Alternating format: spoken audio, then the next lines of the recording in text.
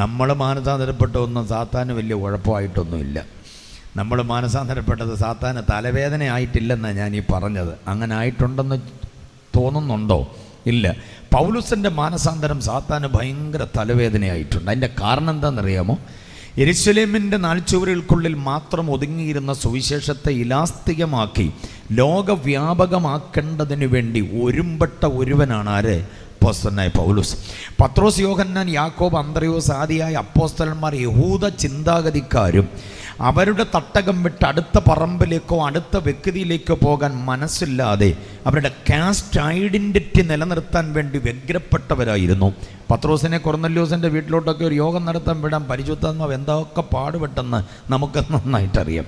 പക്ഷേ ആ കുഴപ്പങ്ങളൊന്നുമില്ലാതെ ഏത് വ്യക്തിയെയും ക്രിസ്തുവിന് വേണ്ടി നേടേണ്ടതിന് വേണ്ടി അവരെ പോലെയാകാൻ, അവർ കഴിക്കുന്നത് കഴിച്ച്, അവർ ഉടുക്കുന്നത് ഉടുത്ത്, അവരുടെ കുഞ്ഞു വീടുകളിൽ പാർത്ത്, അവരുടെ ദേശത്തോട് ചുറ്റി നടന്ന് കുന്ന്, മല, താഴ്വര, പുഴ, സമതലം, വേണമെങ്കിൽ സമുദ്രം, ഇതൊക്കെ താണ്ടാനും നീന്താനും സമർപ്പിതനായ ഒരു മനുഷ്യനായി പൗലോസ് രംഗത്ത് വന്നപ്പോൾ യെരുശലേമിൽ നിന്ന് സുവിശേഷം എഫെസോസിലും കൊലോസിയിലും തെസ്സലോനിക്കയിലും ബെറോവയിലും ക്രേത്തയിലും അഥേനയിലും കൊരിന്തിലും എല്ലാ ഇടങ്ങളിലേക്കും വ്യാപരിക്കപ്പെടാനിടയായി. സ്തോത്രം. Price the Lord. നമുക്ക് പെട്ടെന്ന് സ്തോത്രം പറയാൻ ഒക്കാത്തതിൻ്റെ കാര്യം, നമ്മുടെ വാർഡിൽ പോലും നമുക്കൊരു ട്രാക്ട് കൊടുക്കാൻ ഈ കഴിഞ്ഞ വർഷം പറ്റിയിട്ടില്ല. നമ്മുടെ പഞ്ചായത്തിന് അപ്പുറത്തോട്ട് യേശു ആ രക്ഷകനെന്ന് പറഞ്ഞുകൊണ്ട് പോകാൻ നമുക്ക് പറ്റിയിട്ടില്ല. അപ്പോൾ പിന്നെ നമുക്കെങ്ങനെ പെട്ടെന്ന് സ്തോത്രം പറയാൻ പറ്റും? പക്ഷേ പറഞ്ഞേ പറ്റൂ. അതാ സുവിശേഷാത്മകമായ ജീവിതത്തിൻ്റെ അനുഭവം. ഹല്ലേലൂയ. ഞാനൊരു കണക്കൊന്ന് അവതരിപ്പിച്ചോട്ടെ. പ്രസംഗം തുടങ്ങുന്നതിന് മുൻപ് 2018 ആണ്ടിൻ്റെ കലണ്ടർ ആണിയെ നൂരി ചുരുട്ടി മാറ്റിക്കളഞ്ഞിട്ട് 2010 പുതുപുത്തൻ കലണ്ടർ അതേ ആണിയിൽ തന്നെ തൂക്കാൻ നേരമായി. ഞാൻ താഴ്ത്തി ഏൽപ്പിച്ച് ഇരുന്നു കൊള്ളുന്നു എന്നും പറഞ്ഞ് പുതിയ തീരുമാനമെടുത്ത് കേക്ക് മുറിച്ച് 19 കയറാൻ നേരമായി. ആണ്ടറുതിയെ ഓർമ്മയുണ്ടോ? ആണ്ടറുതി. അതില്ലാത്ത എന്തോന്ന് പെന്തക്കോസല്ലേ? എല്ലാ വർഷവും ആണ്ടറുതിയുണ്ട്. അന്ന് 31-ാം തീയതി അർദ്ധരാത്രി, തണുപ്പുള്ള അർദ്ധരാത്രിയിൽ എടുക്കുന്ന തീരുമാനം അന്ന് തന്നെ ഉറഞ്ഞു പോവുക. എത്ര നിവർത്തിക്കപ്പെടുന്നുണ്ടെന്നറിയില്ല. പിന്നെ അടുത്ത 31-ാം തീയതി വരുമ്പോൾ പിന്നെയും തീരുമാനം എടുക്കുക നമ്മൾ. കർത്താവ് എത്ര കരുണാമയന. ഈ തീരുമാനത്തെ ഒന്നും നമ്മൾ വേണ്ടും പോലെ നിവർത്തിച്ചില്ലെങ്കിലും നമ്മെ പിന്നെ ആണ്ടൃതിയിലേക്ക് നയിക്കുന്നുണ്ടല്ലോ. അതൊക്കെ ഓർത്ത് കർത്താവിന് സ്തോത്രം അർപ്പിച്ചേ പറ്റൂ. എൻ്റെ കണക്ക് ഞാനൊന്ന് അവതരിപ്പിച്ചോട്ടെ. ഈ 2018 ആണ്ടിൽ ലോകം മൊത്തം ഭരിക്കുന്ന ലോകത്തിൻ്റെ വലിയേട്ടനെന്നോ ലോക പോലീസ് എന്നൊക്കെ വിശേഷിപ്പിക്കുന്ന ട്രംപിനും, പിന്നെ നമ്മുടെ മോദിജിക്കും, അതുപോലെ ലോകരാജ്യ നേതാക്കന്മാർക്കെല്ലാവർക്കും 365 ദിവസമാണ് ദൈവം കൊടുത്തത്. ഒരു പണിയില്ലാതെ മാടക്കടയുടെ തിണ്ണെ വന്നിരിക്കുന്ന പുള്ളിക്കും 360 ദിവസം കിട്ടിയിട്ടുണ്ട്. എല്ലാവർക്കും ആ കാര്യത്തിൽ ദൈവം ഒരു വിഭാഗികതയും കാണിച്ചിട്ടില്ല. മനുഷ്യനായി പിറന്ന മുഴുവൻ ആളുകൾക്ക് 365 ദിവസം കൊടുത്തിട്ടുണ്ട്. ഈ 365 ദിവസം കുറച്ചുകൂടെ കഴിയുമ്പോൾ തീരാൻ പോവുക. ഇത്തരം ദിവസത്തിനകത്ത് കർത്താവിന് വേണ്ടി വല്ലതും ചെയ്യാൻ പറ്റിയോ? കർത്താവിന് വേണ്ടി എത്ര ദൂരം താണ്ടി? കർത്താവിന് വേണ്ടി എത്ര രൂപ ചെലവഴിച്ചു? കർത്താവിന് വേണ്ടി എത്ര സമയം ചെലവഴിച്ചു? കർത്താവിന് വേണ്ടി എത്ര കണ്ണുനീരൊഴുക്കി? കർത്താവിന് വേണ്ടി എന്തൊക്കെ സഹിക്കാൻ പറ്റി? ഈ ഒരു വീണ്ടും വിചാരത്തിലേക്ക് നമുക്ക് വരണം. ഓക്കെ, നിങ്ങളുടെ മനസ്സ് നമ്മുടെ കഴിഞ്ഞ ദിവസങ്ങളെക്കുറിച്ചൊരു പുനർവിചാരണ നടത്താൻ വേണ്ടി ഞാൻ പറഞ്ഞു എന്നുള്ളതേ ഉള്ളൂ. നമുക്ക് വിഷയത്തിലേക്ക് വീണ്ടും മടങ്ങിയെത്തും. അങ്ങനെ കരുത്തോടുകൂടി സുവിശേഷത്തിന് വേണ്ടി ഉജ്ജ്വലമായി ഇറങ്ങി പ്രവർത്തിച്ച് സുവിശേഷത്തെ വ്യാപകമാക്കിയത് കൊണ്ടാണ് സാത്താന് പറ്റിയ ഏറ്റവും വലിയ ആഘാതമാണ് പൗലോസിൻ്റെ അഥവാ ശൗലിൻ്റെ മാനസാന്തരമെന്ന് ഞാൻ പറഞ്ഞത്.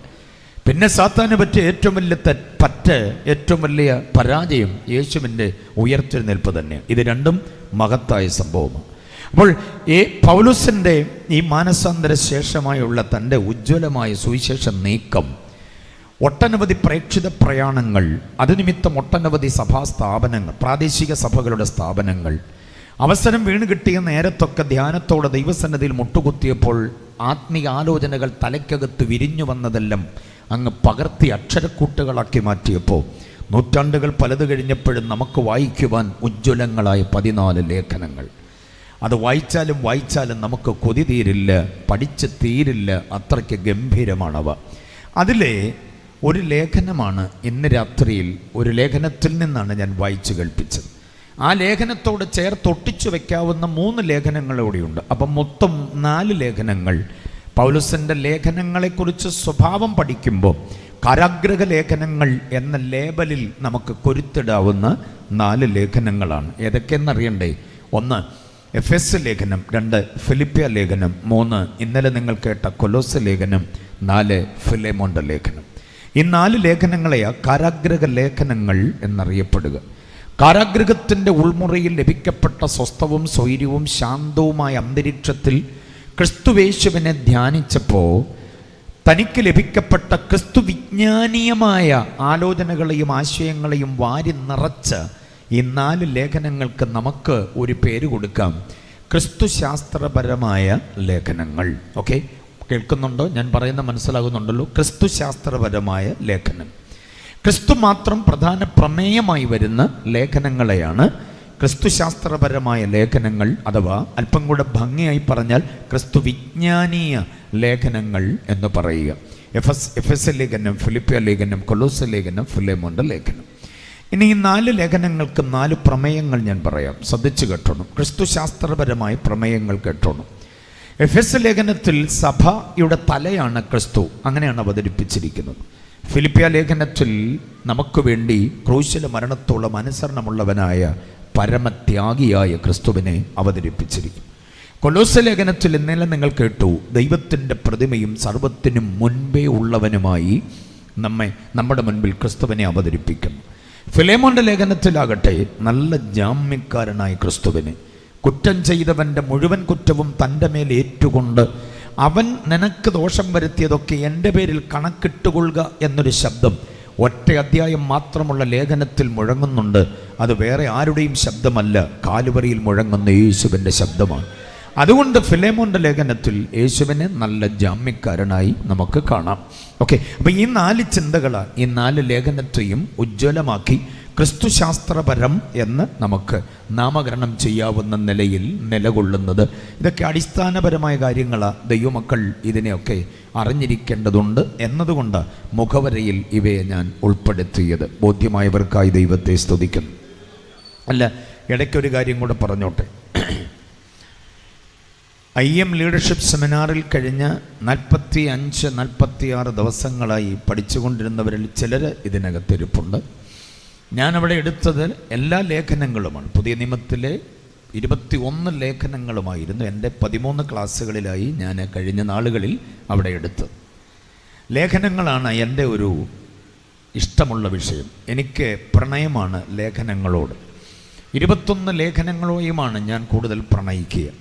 വ്യക്തികളിൽ ഞാൻ ഏറ്റവും അധികം പ്രണയിക്കുന്നത് എൻ്റെ കർത്താവിനെയാണ്. അത് കഴിഞ്ഞാൽ പിന്നീട് എനിക്ക് പ്രണയമുള്ളത് പൗലോസിനോടാണ്. ബാക്കിയുള്ളവരോടൊക്കെ ഉണ്ട്. അപ്പം തന്നെ യേശുവും പൗലോസും ബാക്കി 3-ാം തട്ടകത്തിലാണ് ബാക്കിയുള്ളവർക്കെല്ലാം ഞാൻ സ്ഥാനം കൊടുക്കുന്നത്.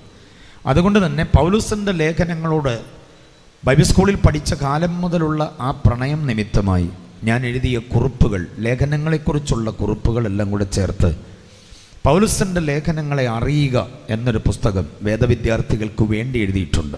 തുറന്നു പറയുന്നു, വ്യാഖ്യാന ഗ്രന്ഥമല്ല, പകരം ലേഖനങ്ങളുടെ വ്യത്യസ്ത സ്വഭാവങ്ങളും അവയുടെ പ്രമേയങ്ങളും അവയുടെ വിഷയ അവതരണത്തിൻ്റെ വിശേഷതകളുമെല്ലാം കൂടെ ചേർത്തുകൊണ്ട് ഒരു 250 പേജുള്ള ഒരു പുസ്തകം നിങ്ങൾക്കതിവിടെ ലഭിക്കപ്പെടും. ഞാൻ എൻ്റെ സുഹൃത്ത് സന്തോഷിനോട് ചോദിച്ചപ്പോൾ തീർച്ചയായും അതിവിടെ എത്തിക്കണമെന്ന് പറഞ്ഞതനുസരിച്ച് ഞാൻ കൊണ്ടുവന്നിട്ടുണ്ട്.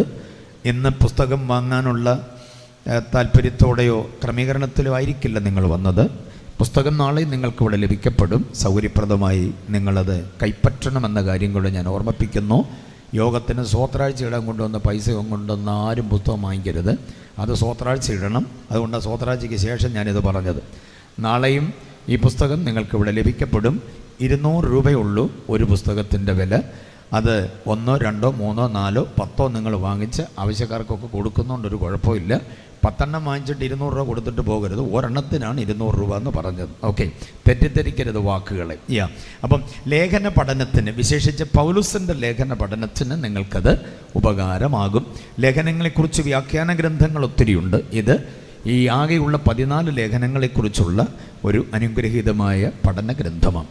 അതിനകത്ത് അവസാനത്തെ ഒരു പാർട്ട് ഞാൻ ചേർത്തിട്ടുണ്ട്. മലയാള വേദപുസ്തകത്തിലെ വാക്യങ്ങളിൽ 100 വാക്യങ്ങളിൽ മൂലഗ്രന്ഥവുമായിട്ടുള്ള പൊരുത്തക്കേടുകൾ വരുന്ന 100 വാക്യങ്ങളുടെ ശരിയായ വിവരണം ഞാൻ അതിനകത്ത് കൊടുത്തിട്ടുണ്ട്. 100 ചിന്തകൾ, പോയിന്റുകൾ കൊടുത്തിട്ടുണ്ട്. 100 വാക്യങ്ങളെ തന്നെ കൊടുത്തിട്ടുണ്ട്. അതുകൊണ്ട് തന്നെയാണ് ആ പുസ്തകത്തിന് ഇത്തിരി വലിപ്പമായി പോയത്.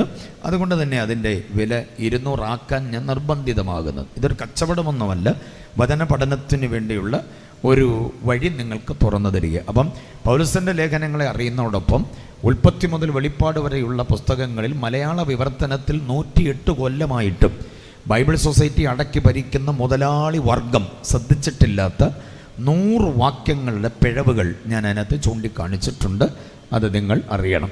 അത്രയും പറഞ്ഞപ്പോൾ വേദോത്സവത്തിൽ തെറ്റുണ്ടെന്നൊന്നും ആരും ചിന്തിക്കരുത്. മൂലകൃതിയിൽ നിന്നും പരിഭാഷ, ലിപിയന്തരണം, വിവർത്തനം ചെയ്തപ്പം വന്നു ഭവിച്ച പിഴവ നമുക്ക് 1910 വേദോസ്തം കിട്ടിയത്. പക്ഷേ 2018 അപ്പം 108 വർഷമായിട്ടും ഇതിലെ പിഴവുകൾ തിരുത്താൻ അവർ തയ്യാറായിട്ടില്ല. ഉദാഹരണം ഒരെണ്ണം ഞാൻ പറയാം, ഒത്തിരി പറയാം, 100 പറയാം. അപ്പോൾ പിന്നെ ഒരെണ്ണം ഞാൻ പറയുന്നത് അതിൻ്റെ വസ്തുത നിങ്ങൾക്ക് മനസ്സിലാക്കാൻ.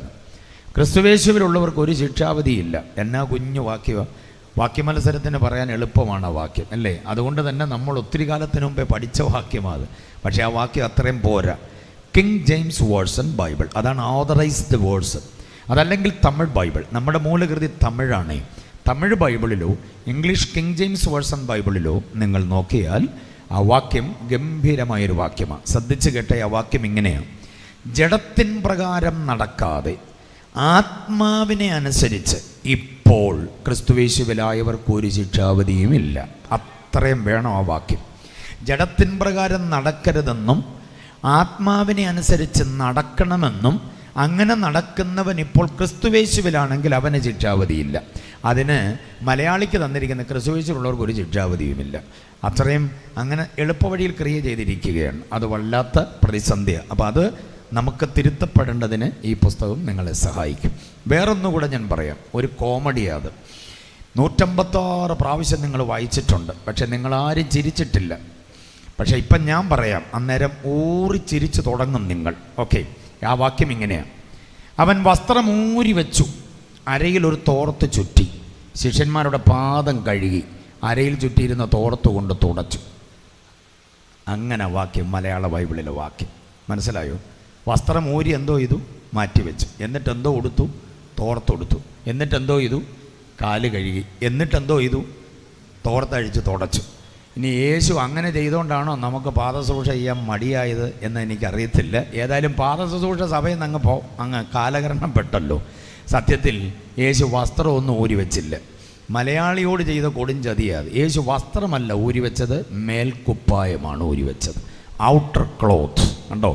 അപ്പം നിസാരമെന്ന് നമുക്ക് തോന്നാം, ഗുരുതരങ്ങളായ പ്രശ്നങ്ങളാണ്. ഇങ്ങനെ 100 വാക്യങ്ങളെ ഇതിനകത്ത് തിരുത്തപ്പെട്ടിട്ടുണ്ട്. അത് നിങ്ങളുടെ ബൈബിളുകളിൽ തന്നെ അടയാളപ്പെടുത്തി പഠിക്കാൻ അത് സഹായമാകും. മടങ്ങി വരാം. ഈ പുസ്തകം നിങ്ങൾക്ക് ലേഖനങ്ങളെ പഠിക്കാൻ പ്രയോജനമാകും. ഞാൻ വായിച്ച വാക്യം ഫിലിപ്പിയ ലേഖനത്തിൽ 2-ാം അധ്യായം അതിൻ്റെ 10-11 വാക്യങ്ങൾ. വാക്യത്തിലേക്ക് ഞാൻ നേരെ പ്രവേശിക്കും. ഫിലിപ്പിയ ലേഖനം 4 അധ്യായമാണ്. ഒത്തിരി പ്രത്യേകതകൾ ഫിലിപ്പിയ ലേഖനത്തിനുണ്ട്. അതെല്ലാം പറഞ്ഞുകൊണ്ട് നിന്നാൽ ഇന്ന് രാത്രി എൻ്റെ വിഷയത്തിൻ്റെ പൂർത്തീകരണം വരുത്താൻ പറ്റാതെ പോകും. 7:30 എനിക്ക് സമയം തരാമെന്നൊക്കെ പണ്ട് പറഞ്ഞിരുന്നു. സമയം തന്നത് 7:30 കഴിഞ്ഞ. അതുകൊണ്ട് ഇത് എപ്പോഴാണ് തിരിച്ചു കൊടുക്കേണ്ടതെന്നുള്ള കാര്യം നമ്മൾ തമ്മിൽ തീരുമാനിച്ചാൽ മതി. സന്തോഷമാണോ കുറേ നേരം ഇവിടെ ഇരിക്കുന്നത്? സന്തോഷമുള്ള ഒരു കർത്താവിനെ സ്തുതിച്ച് ഓക്കെ, ദൈവം അനുഗ്രഹിക്കട്ടെ. അപ്പോസ്തലനായ പൗലോസ് എഴുതുന്നത് എന്നെല്ലാ ലേഖനങ്ങളിലും കാണാം, ഫിലിപ്പിയ ലേഖനം ഒഴികെ. എഴുതുന്ന ഗ്രന്ഥകർത്താവിനെ അപ്പോസ്തലനായ പൗലോസ് എന്ന് താൻ തന്നെ പരിചയപ്പെടുത്തിക്കൊണ്ടാണ് ലേഖനങ്ങളുടെ തുടക്കം. എഫെസ് ലേഖനം ദൈവ ഇഷ്ടത്താൽ ക്രിസ്തുയേശുവിൻ്റെ അപ്പോസ്തലനായ പൗലോസ്. ഉണ്ടോ? അങ്ങനെയാണ് എല്ലാ ലേഖനം. പക്ഷേ പൗലോസ് ഫിലിപ്പിയർക്ക് ലേഖനം എഴുതുമ്പോൾ യേശുക്രിസ്തുവിൻ്റെ ദാസൻ എന്ന് പറഞ്ഞാൽ തുടങ്ങുക. കാരണം എന്താണെന്നറിയാമോ? ഫിലിപ്പിയ ലേഖനത്തിൽ മാനവജാതിയുടെ രക്ഷാകര ദൗത്യത്തിനു വേണ്ടി വന്നു പിറന്ന യേശു അനുസരണമുള്ള ദാസനായി നിൽക്കുന്നു. യേശു ദാസനാണ് ഫിലിപ്പിയ ലേഖനത്തിൽ. ഞാൻ പറഞ്ഞു, സഭയുടെ തലയാണ് എഫെസ് ലേഖനത്തിൽ. കൊലോസ്യ ലേഖനത്തിൽ ദൈവത്തിൻ്റെ പ്രതിമയായ സർവത്തിനും മുൻപേ ഉള്ളവനായി നിലകൊള്ളുന്നു, സകലത്തിനും ആദ്യജാതനായി ക്രിസ്തു. പക്ഷെ ഫിലിപ്പിയ ലേഖനത്തിൽ യേശു ദാസനാണ്. എങ്ങനെയുള്ള ദാസൻ? ക്രൂശിലെ മരണത്തോളം അനുസരണമുള്ള ദാസൻ. 2-ാം അധ്യായം 6 മുതൽ 8 വരെയുള്ള വേദഭാഗങ്ങൾക്ക് വേദപണ്ഡിതാക്കന്മാർ കൊടുത്തിരിക്കുന്ന പേര് യേശുവിൻ്റെ പരമത്യാഗത്തിൻ്റെ അക്ഷരചിത്രം എന്നതാണ്. അതിൻ്റെ നല്ല പ്രയോഗം ദ കനോസിസ് ഓഫ് ക്രൈസ്റ്റ് എന്നതാണ്. കനോസിസ് ഓഫ് ക്രൈസ്റ്റ് എന്ന് പറഞ്ഞാൽ എന്താണെന്നറിയാമോ? യേശുവിൻ്റെ പരമത്യാഗം. ആരും പിടിച്ച് താഴ്ത്തിയതല്ല, സ്വയം തന്നെത്താൻ താഴ്ത്തുകയായിരുന്നു. എന്തിനു വേണ്ടി? പിതാവിൻ്റെ ഇഷ്ടത്തിൻ്റെ നിവർത്തിക്ക് വേണ്ടി. എന്തായിരുന്നു പിതാവിൻ്റെ ഇഷ്ടം? തൻ്റെ മകൻ പാർത്തലത്തിൽ നേതാവാകണമെന്നതായിരുന്നില്ല. തൻ്റെ മകൻ എല്ലാവിധത്തിലും ഉന്നത സ്ഥാനീയനായി വർത്തിക്കണമെന്ന് എല്ലാ പിതാക്കന്മാരും ആഗ്രഹിക്കുമ്പോൾ ഒരു പിതാവ് ആഗ്രഹിക്കുന്നു, അവനെ തകർത്ത് കളയണം. എന്തിന്? നമ്മുടെ തകർച്ച പണിയപ്പെടാൻ. പാപം നമ്മിൽ വരുത്തിയ തകർച്ച മാറ്റപ്പെടേണ്ടതിന് തൻ്റെ ഏകജാതനായ മകനെ, ഒത്തിരി ഉണ്ടായിരുന്നതിലൊന്നിനെയല്ല, ദ ഓൺലി ബിഗോട്ടൻ സൺ, തൻ്റെ ഏകജാതനായവനെ നമുക്ക് വേണ്ടി തകർത്ത് കളവാൻ യഹോവയ്ക്ക് ഇഷ്ടം തോന്നി. യെശയ്യാവ് 53:10 നാം വായിക്കുന്നു. ആ തകർച്ചയ്ക്ക് വേണ്ടി തന്നെത്താൻ താഴ്ത്തപ്പെടുകയായിരുന്നു. സ്വർഗത്തിൽ ദൈവമായിരുന്നവൻ, എങ്ങനെയുള്ള ദൈവം? സർവശക്തനും സർവജ്ഞാനിയും സർവവ്യാപിയും സർവാധികാരിയും ദൂതന്മാരുടെ ആരാധ്യനുമായിരുന്ന ദൈവമായിരുന്നവൻ മനുഷ്യനായി ഇറങ്ങി വരികയാ താഴേക്ക്. കാലത്തികവിങ്കൽ ഒരു പെൺകുട്ടിയുടെ ഗർഭപാത്രത്തിലേക്ക് ഒതുങ്ങി ചുരുങ്ങി അങ്ങനങ്ങ് സന്നിവേശിക്കപ്പെടുകയായിരുന്നു. ഒരു മുട്ടുസൂചിയുടെ കുടയുടെ അത്രയും വലിപ്പം പോലും ഇല്ലാത്ത ഒരു തുടക്കം ഭിത്തിയിൽ പറ്റിപ്പിടിച്ചിരുന്നുകൊണ്ട്. എന്നിട്ട് ആഴ്ചകൾ മാസങ്ങൾക്ക് വഴിമാറിയപ്പോൾ അത് ഒരു ഭ്രൂണമായി അതിനകത്തങ്ങ് സംസ്ഥാപിതമായി. 9 മാസം 9 ദിവസം 9 നാഴിക 9 വിനാഴിക. അതാണ് യഥാർത്ഥ ഗർഭകാലം എന്ന് പറയുന്നത്. അതിന് അമ്മച്ചിമാർ പറയുന്നത് 10 മാസം ഞാൻ നിന്നെ ചുമന്നു. ചുമ്മാതാണ്. 9 മാസം 9 ദിവസം 9 നാഴിക 9 വിനാഴിക. അത് പിന്നെ അവർ റൗണ്ട് ഫിഗർ ആക്കി പറയുന്നതാണ്. എത്രയെന്നാ? 10 മാസം എന്ന് പറയുന്നത്. ആയിക്കോട്ടെ, സമ്മതിച്ചു, ചുമന്നല്ലോ, അതിന് നന്ദിയുണ്ട്. അപ്പം ഇത്രയും കാലം ഒരു പെൺകുട്ടിയുടെ ഗർഭപാത്രത്തിലേക്കൊരു ദൈവം ഒതുങ്ങി ചുരുങ്ങി വരിക.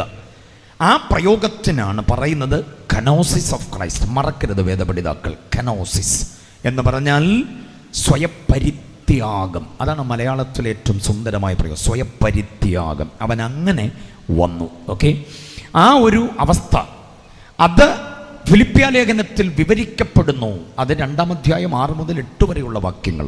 അപ്പം യേശു ഇതിനകത്ത് അങ്ങനെ ഒരു ദാസനായി വിധേയനായി വിനീതനായി വന്നതുകൊണ്ട് വിധേയത്വം, വിനയം, എളിമ, താഴ്മ, സൗമ്യത, ശാന്തത, ശാലീനത, നൈർമല്യത, നിഷ്കളങ്കത ആദിയായ സദ്ഗുണങ്ങളുടെ നേർക്കാഴ്ചയായി യേശു ഇതിനകത്ത് നിൽക്കുന്നത് കൊണ്ട് പൗലോസ് പറയുകയാണ്, ഞാൻ ആ ദാസൻ്റെ ദാസനാണ്.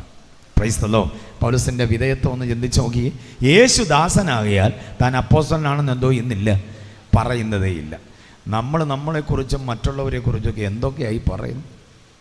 പാവപ്പെട്ട കർത്താവിൻ്റെ വിലയേറിയ ദാസൻ എന്നൊക്കെ പറഞ്ഞ് നമ്മൾ ചിലരെ എന്തോ ചെയ്യാറുണ്ട്. കർത്താവ് പാവപ്പെട്ടവനും കർത്താവിൻ്റെ ദാസൻ ആരും വന്ന അതാണ് എൻ്റെ സംഗതി. അങ്ങനെയൊക്കെ പറഞ്ഞ് നമ്മൾ അന്തരീക്ഷം കൊഴിപ്പിക്കുമ്പോൾ പൗലോസ് പറയുക, യേശുവിൻ്റെ ദാസനായ പൗലോസ്. എത്ര പേർക്ക് ബോധ്യമാകുന്നുണ്ട് ഞാൻ പറയുന്നത്? അങ്ങനെ യേശുവിനെ ദാസനായും ആ ദാസൻ്റെ ദാസനായി പൗലോസും നിറഞ്ഞു നിൽക്കുന്ന ഒരു ഉജ്ജ്വല ലേഖനമാണ് ഫിലിപ്പിയ ലേഖനം.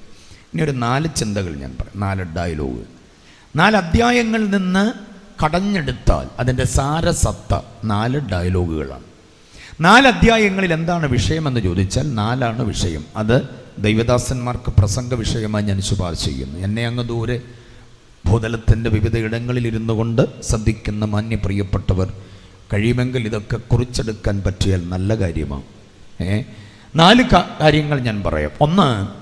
1-ാം അധ്യായം പറയുന്നത് the purpose of Christian life എന്താണ് എന്നതാണ്. What is the purpose of Christian life? ക്രിസ്തീയ ജീവിതത്തിൻ്റെ അഥവാ ക്രൈസ്തവീകതയുടെ അഥവാ ക്രിസ്ത്യാനിത്വത്തിൻ്റെ ലക്ഷ്യമെന്താ? അതാണ് 1-ാം അധ്യായം നൽകുന്നത്. ഇനി 2-ാമത്തെ dialogue the pattern of Christian life എന്നതാണ്. ദ പാറ്റേൺ എന്ന് പറഞ്ഞാൽ ക്രിസ്തീയ ജീവിതത്തിൻ്റെ ഉദാത്ത മാതൃക ഏതാണ്? ക്രിസ്തീയ ജീവിതം ആരെ നോക്കി നയിക്കണം? അതാണ് 2-ാം അധ്യായം നമുക്ക് തരുന്ന പാഠം.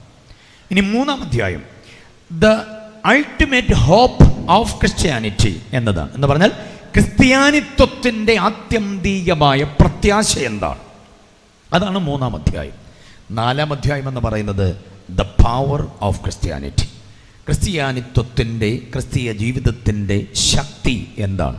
ഈ 4 അതിപ്രധാന കാര്യങ്ങളാണ് ഫിലിപ്പിയ ലേഖനത്തിലെ 4 അധ്യായങ്ങൾ. ഇനി ഞാനതൊരു വിവരണം കൂടെ തരാം, ശ്രദ്ധിച്ചോ. ക്രിസ്ത്യാനിത്വത്തിൻ്റെ ലക്ഷ്യമെന്താ? What is the purpose of Christian life എന്ന് ചോദിച്ചാൽ, 1-ാം അധ്യായം മുഴുവനും ആ ആശയം നമുക്ക് തരുമ്പോഴും ആ ആശയത്തെ കൊണ്ട് കുത്തി നിർത്തുവാൻ ഒരൊറ്റ വാക്യം തരാം. അത് എന്ന് പറയുന്നത് ഫിലിപ്പിയ ലേഖനം 1:20. ശ്രദ്ധിച്ചോണം എല്ലാവരും, 1:20. ഇപ്പം നിങ്ങൾ പുസ്തകം വായിച്ചുകൊണ്ടിരിക്കണമെന്നില്ല, ഞാൻ ഈ പറയുന്നത് ആശയത്തെ ശ്രദ്ധിച്ചാൽ മതിയാകും. ഈ പ്രസംഗം വീണ്ടും നിങ്ങൾക്ക് കേൾക്കാൻ യൂട്യൂബിൽ അതിൻ്റെ സംവിധാനം ഉണ്ടല്ലോ, അപ്പം നിങ്ങൾ കേൾക്കാം. പക്ഷേ ആ വാക്യം മറന്നുപോകരുത്. 1:20 ഇങ്ങനെയാണ് പറയുക: ഞാൻ ഒന്നിലും ലജ്ജിച്ചു പോകാതെ പൂർണ്ണ ധൈര്യം പൂണ്ട് ക്രിസ്തുവിൻ്റെ ശരീരത്തിൽ ജീവനാലാകട്ടെ മരണത്താലാകട്ടെ ഇപ്പോഴും എന്ന പോലെ എപ്പോഴും മഹിമപ്പെടുകയുള്ളൂ എന്ന് പ്രതീക്ഷിക്കുകയും പ്രത്യാശിക്കുകയും ചെയ്യുന്നു. അതാണ് ക്രിസ്ത്യാനിത്വത്തിൻ്റെ ഏറ്റവും വലിയ ലക്ഷ്യം എന്ന് പറഞ്ഞാൽ, എൻ്റെ ജീവിതത്തിൽ ക്രിസ്തു എന്തോ ചെയ്യണം? മഹിമപ്പെടണം. ഒന്നിലും ലജ്ജിച്ചു പോകാതെ പൂർണ്ണ ധൈര്യം പൂണ്ട്. എന്താ ഈ ഒന്നിലും ലജ്ജിച്ചു പോകാതെ? എല്ലാവരും ശ്രദ്ധിച്ചേ പറ്റൂ. ഒന്നിലും ലജ്ജിച്ചു പോകാതെ. നമുക്ക് ജീവിതത്തിൽ നിരവധി റോളുകളുണ്ട്. ഒരു റോളല്ല, നമുക്ക് ഒത്തിരി റോളുകളുണ്ട്. ആ റോളുകളിൽ ഒന്നും നാം ലജ്ജിച്ചു പോകരുത്. എത്ര പേർക്ക് മനസ്സിലായി? എബി എബ്രഹാം എന്ന് പറഞ്ഞ് എന്നെ നിങ്ങൾ ദർശിക്കുമ്പോൾ നിങ്ങളും ഞാനുമായിട്ടുള്ള ഇപ്പോഴത്തെ ബന്ധം എന്ന് പറയുന്നത്, ഞാൻ നിങ്ങളുടെ പ്രസംഗകനും നിങ്ങൾ എൻ്റെ ശ്രോതാവുമാണ്. പ്രസംഗം കേൾക്കാൻ ദൂരം യാത്ര ചെയ്ത് ത്യാഗം സഹിച്ച് നടന്നു വന്നവരും വണ്ടി ഓടിച്ച് വന്നവരും മറ്റു വണ്ടിയിൽ ഇടം തേടി വന്നവരൊക്കെ ഉണ്ട് ഇവിടെ. എന്നെ കേൾക്കാൻ വേണ്ടി മാത്രം നിങ്ങൾ വന്നു എന്നെനിക്കറിയാം. ഈ പ്രോഗ്രാമിന് വേണ്ടി മാത്രം നിങ്ങൾ വന്നു. അപ്പം നിങ്ങൾ പ്രതീക്ഷയോടെ വന്നപ്പോൾ നിങ്ങളുടെ പ്രതീക്ഷയ്ക്ക് ഭംഗം വരുത്താതെ പ്രസംഗിക്കുക അതാണ് ഇവിടെ നിങ്ങളോടുള്ള എൻ്റെ ദൗത്യം. മനസ്സിലായി? എൻ്റെ റോള് നിങ്ങളുടെ മുൻപാകെ പ്രസംഗകൻ എന്നതാ. അതെനിക്ക് വിജയിപ്പിക്കാൻ കഴിയണം. മനസ്സിലായില്ലേ? പക്ഷേ ജീവിതത്തിൽ പ്രസംഗകൻ എന്ന ഒരൊറ്റ റോളല്ല എനിക്ക്. ഞാനൊരു മകനാണ്, ഒരു മാതാവിൻ്റെയും പിതാവിൻ്റെയും മകനാണ്. ആ മകൻ എന്ന റോളിൽ ഞാൻ വിജയിക്കണം. മനസ്സിലായോ? വേറൊപ്പനും അമ്മയും എനിക്കുണ്ട്. എൻ്റെ ഭാര്യയുടെ മാതാപിതാക്കൾ, അവരുടെ ഏക മരുമകനാണ് ഞാൻ. മരുമകൻ എന്ന എനിക്ക് റോളുണ്ട്. അപ്പം നിങ്ങളുടെ മുമ്പിൽ പ്രസംഗകൻ എന്ന റോള് സൂക്ഷിച്ചാൽ മതി. എൻ്റെ മാതാപിതാക്കളുടെ മുമ്പിൽ മകൻ എന്ന റോള്, എൻ്റെ അമ്മാവിയപ്പൻ്റെ അമ്മാവിയമ്മയുടെ മുമ്പിൽ മരുമകൻ എന്ന റോള്. മനസ്സിലായോ? എനിക്കൊരു ഭാര്യയുണ്ടേ, കഴിഞ്ഞ 25 വർഷമായി. അവിടെ മുമ്പിൽ ഞാൻ പ്രസംഗകനല്ല, ഭർത്താവാണ്. ആ റോള് സൂക്ഷിച്ചേ പറ്റുള്ളൂ. മനസ്സിലായില്ലേ? റോള് മാറി വരുന്ന കണ്ടോ? എനിക്ക് 3 പെങ്ങന്മാരുണ്ട്, അവരുടെ ഏക ആങ്ങളെയാണ് ഞാൻ. റോള് സൂക്ഷിച്ചേ പറ്റൂ എനിക്ക്. 3 പെങ്ങന്മാർക്കും കൂടെ 3 3 6 3 9 മക്കളുണ്ട്, അവരുടെ ഏക അങ്കിളാണ് ഞാൻ. എനിക്കെൻ്റെ ആ റോള് സൂക്ഷിച്ചേ പറ്റുള്ളൂ. ഞാൻ പഠിപ്പിച്ച 1000 വിദ്യാർത്ഥികളുണ്ട് അങ്ങും ഇങ്ങുമൊക്കെയായി, അവരുടെ അധ്യാപകനാണ് ഞാൻ. റോള് സൂക്ഷിച്ചേ പറ്റൂ. മാറി വരുന്ന കണ്ടോ? എനിക്ക് എൻ്റെ ഭാര്യയുടെ 5 ആങ്ങളമാർ, അതായത് എൻ്റെ അളിയന്മാർ 5 എണ്ണം.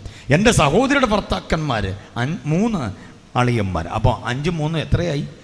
8 അളിയന്മാരുടെ മുമ്പിൽ ഞാൻ അളിയാതെ നിൽക്കണ്ടേ? അത് വേറെ റോളാണ് എൻ്റേത്. മനസ്സിലാകുന്നുണ്ടോ? എന്നെ അറിയാവുന്ന ഒത്തിരി അയൽവാസികളുണ്ട്, അവരുടെ മുമ്പിൽ ഞാൻ അയൽവാസിയാണ്. ഞാൻ ആ റോള് സൂക്ഷിച്ചേ പറ്റുള്ളൂ. എൻ്റെ ചേർച്ചിലെ വിശ്വാസികളുടെ മുമ്പിൽ ഞാനൊരു പാസ്റ്ററാണ്. ആ റോളുകൾ. അപ്പോൾ റോള് മാറി വരുന്ന കണ്ടോ? എന്നെക്കുറിച്ച് കേട്ടുകൊണ്ടിരിക്കാൻ എന്നാ സുഖമാണ്. നിങ്ങളെക്കുറിച്ച് എന്നെ ചിന്തിച്ച് നോക്കി. മമ്മി, താങ്കൾ കുറേ കുഞ്ഞുങ്ങളുടെ മമ്മിയാണ്. അപ്പോൾ വേറൊരു മമ്മിയുടെ മകളാണ്, വേറൊരു മമ്മിയുടെ മരുമകളാണ്. അറിയാമോ? വേറെ ആരുടെയോ നാത്തൂനാണ്, വേറെ ആരുടെയോ അനിയത്തിയാണ്, വേറെ ആരുടെയോ ചേട്ടത്തിയാണ്. കണ്ടില്ലേ? വേറെ ആരുടെയോ ആൻറ്റിയാണ്, വേറെ ആരുടെയോ ഒക്കെ ബന്ധങ്ങളിൽ ഒത്തിരിയുണ്ട്. ഈ റോളുകളിൽ ഒന്നിലും എന്തോ ഇത് പോകരുത്. താങ്കൾ അപ്പനാണ്, അമ്മാവിയപ്പനാണ്, മരുമകനാണ്, വേറൊരു അപ്പൻ്റെ മകനാണ്, അനിയനാ, ചേട്ടനാ, അളിയനാ. കണ്ടോ? ബന്ധങ്ങൾ ഒത്തിരിയാണ്. അപ്പം തന്നെ ഭർത്താവാണ്. ഒത്തിരി ബന്ധങ്ങളാണ്. ഈ ബന്ധങ്ങളിൽ ഒന്നിലും എന്ത് ചെയ്തു പോകരുത്? ലജ്ജിച്ചു പോകാതെ നിൽക്കണം. അതാണ് ക്രിസ്ത്യൻ ലൈഫിൻ്റെ ഏറ്റവും വലിയ ഉദ്ദേശം. പള്ളിയിൽ വരുമ്പോൾ മാത്രം കാണിക്കുന്ന ആത്മീയതയുടെ പ്രകടനങ്ങൾ, കീബോർഡ് ഉയരുമ്പോൾ ഋതം പാടതിൻ്റെ താളത്തിൽ ഉച്ചസ്ഥായിലെത്തുമ്പോൾ ഉണ്ടാകുന്ന ഉന്മാദമല്ല ഉണർവ്. ഒരു വർഷിപ്പ് ലീഡർ തച്ചന് നിന്ന് ചില വാഗ്ദോരണി നടത്തുമ്പോൾ നമ്മിലുണ്ടാകുന്ന ഒരാവേശമല്ല ആരാധന. അകതാരിൻ്റെ സുതാര്യതയും അകതാരിൻ്റെ നൈർമല്യതയും കൊണ്ട് നാം പണിതെടുക്കുന്ന, ആർക്കും നമ്മൾ വിരൽ ചൂണ്ടാൻ കഴിയാത്ത വിധമുള്ള ഒരു ആത്മീയതയുടെ അനുഭവമാണ് ഫിലിപ്പിയ ലേഖനം നമുക്ക് അനുശാസിച്ചു തരുന്നത്. ആഗ്രഹിക്കുന്നവർ എത്ര പേരുണ്ട്? ആ കരങ്ങൾ ഉയർത്തി, അല്ലെങ്കിൽ ആ കരം അടിച്ച് കർത്താവിനെ ഒന്ന് ആരാധിച്ചു. അതാകണം നമ്മൾ. യെസ്. ചിലരമ്മ എന്ന റോളിൽ ഭയങ്കരമായിട്ട് അങ്ങ് ഷൈൻ ചെയ്യും. അമ്മ എന്ന റോളിൽ ഭയങ്കര ഷൈൻ. മക്കളെ വിളിച്ച് ചോദിക്കും, നിങ്ങളുടെ അമ്മ എങ്ങനെ ഉണ്ട്? അയ്യോ, ഞങ്ങളുടെ അമ്മയെ പോലെ ഒരു തങ്കമ്മ വേറെ ഇല്ല. ഓ, ഞങ്ങളുടെ അമ്മ പൊന്നമ്മയാന്നാ പറയുക. കൊള്ളാം. അതേ അമ്മ മക്കൾ പറഞ്ഞ ഈ തങ്കമ്മയെ വിളിച്ചിട്ട് അവരെക്കുറിച്ച് അറിയാൻ അവരുടെ മരുമക്കളോട് ചോദിക്കുക, എങ്ങനെയുണ്ട് അമ്മാവ്യം? മക്കൾ തങ്കമ്മ എന്ന് പറഞ്ഞ ആ അമ്മയെക്കുറിച്ച് മരുമക്കൾ പറയുന്നത് ചിലപ്പോൾ കല്ലമ്മ എന്ന് വല്ലതും ആയിരിക്കും. ഉരുക്കമ്മ. എൻ്റെ ദൈവമേ, ഇങ്ങനൊരു തള്ള ഞാൻ കണ്ടിട്ടില്ല എന്നാ പറയും. എൻ്റെ അടിസ്ഥാന കാരണം എന്താണെന്നറിയാമോ? അമ്മ എന്ന റോളിൽ ഷൈൻ ചെയ്യുന്ന പലരും അമ്മാവിയമ്മ എന്ന റോളിൽ തരികിട തിത്തയിന്ന് തറയിൽ പോവും. ചേട്ടൻ എന്ന റോളിൽ താങ്കൾ കൊള്ളാം, പക്ഷേ അളിയൻ എന്ന റോളിൽ താങ്കൾ പിഴച്ചു പോയിട്ടുണ്ടോ? അപ്പൻ എന്ന റോളിൽ കൊള്ളാം, പക്ഷെ അമ്മാവിയപ്പൻ എന്ന റോളിൽ എങ്ങനെയുണ്ട്? ചിന്തയ്ക്ക് വേണ്ടി വഴിവിട്ടുകൊണ്ട് ഞാൻ അടുത്ത ഭാഗത്തേക്ക് പോകാം. അപ്പോൾ ക്രിസ്ത്യ ജീവിതത്തിൽ ലക്ഷ്യം മനസ്സിലായോ? ഒരു റോളിലും എന്തോ ചെയ്യരുത്, ലജ്ജിച്ചു പോകരുത്. മാത്രമല്ല, അടുത്തൊരു പദമാണ് എന്നെ ഭയപ്പെടുന്നത്, പൂർണ്ണ ധൈര്യം പൂണ്ട് എന്ന് പറഞ്ഞാൽ ഏത് അളിയൻ്റെ മുമ്പിൽ നെഞ്ച് വിരിച്ച് നിൽക്കണം, ഏത് പെങ്ങളുടെ മുമ്പിൽ. പെങ്ങളുടേത് അടിച്ചു മാറ്റിയിട്ടില്ലെന്ന് പെങ്ങൾ വരുമ്പോൾ പതിയെ അപ്പുറത്തെ മുറി കൂടെ ഇറങ്ങി പോകരുത്. കാരണം അവൾക്ക് പോകേണ്ടത് നിൻ്റെ കയ്യിലുണ്ടെങ്കിൽ. അപ്പം പറഞ്ഞിട്ടാ പോയതടാ, ആ എലിക അവൾക്ക് കൊടുത്തേക്കണേ. അപ്പം കണ്ണടച്ച് കഴിഞ്ഞപ്പോൾ ചങ്ങല വലിച്ചപ്പോൾ ആ ആഞ്ഞിലിയും കൂടെ നമ്മുടേതിനകത്തായെങ്കിൽ ആ പെങ്ങളുടെ മുമ്പിൽ താങ്കൾക്ക് നേരെ നിർത്താൻ പറ്റത്തില്ല. പെങ്ങൾക്ക് കൊടുക്കണം, ആങ്ങളയ്ക്ക് കൊടുക്കണം എന്നൊക്കെ പറഞ്ഞ് ഏൽപ്പിച്ച് വിട്ടത് കൊടുത്തില്ലെങ്കിൽ അവരുടെ മുമ്പിൽ നമ്മുടെ റോള് ചുരുങ്ങിപ്പോവും. മനസ്സിലാകുന്നുണ്ടോ പറയുന്നത്? എത്ര പേർക്ക് മനസ്സിലായി? പൗലോസ് പറയുന്ന പ്രയോഗം, എനിക്കതാ പൗലോസിനോട് ഭയങ്കര പ്രേമം. അദ്ദേഹത്തിൻ്റെ ഓരോ പദങ്ങളിലും അടക്കി വെച്ചിരിക്കുന്ന ആത്മീയത ഭയങ്കരമാണ്. ഞാൻ ഒന്നിലും ലജ്ജിച്ചു പോകാതെ എന്ന് മാത്രമായിരുന്നെങ്കിൽ അതിന് വലിയ ആധികാരികതയില്ല.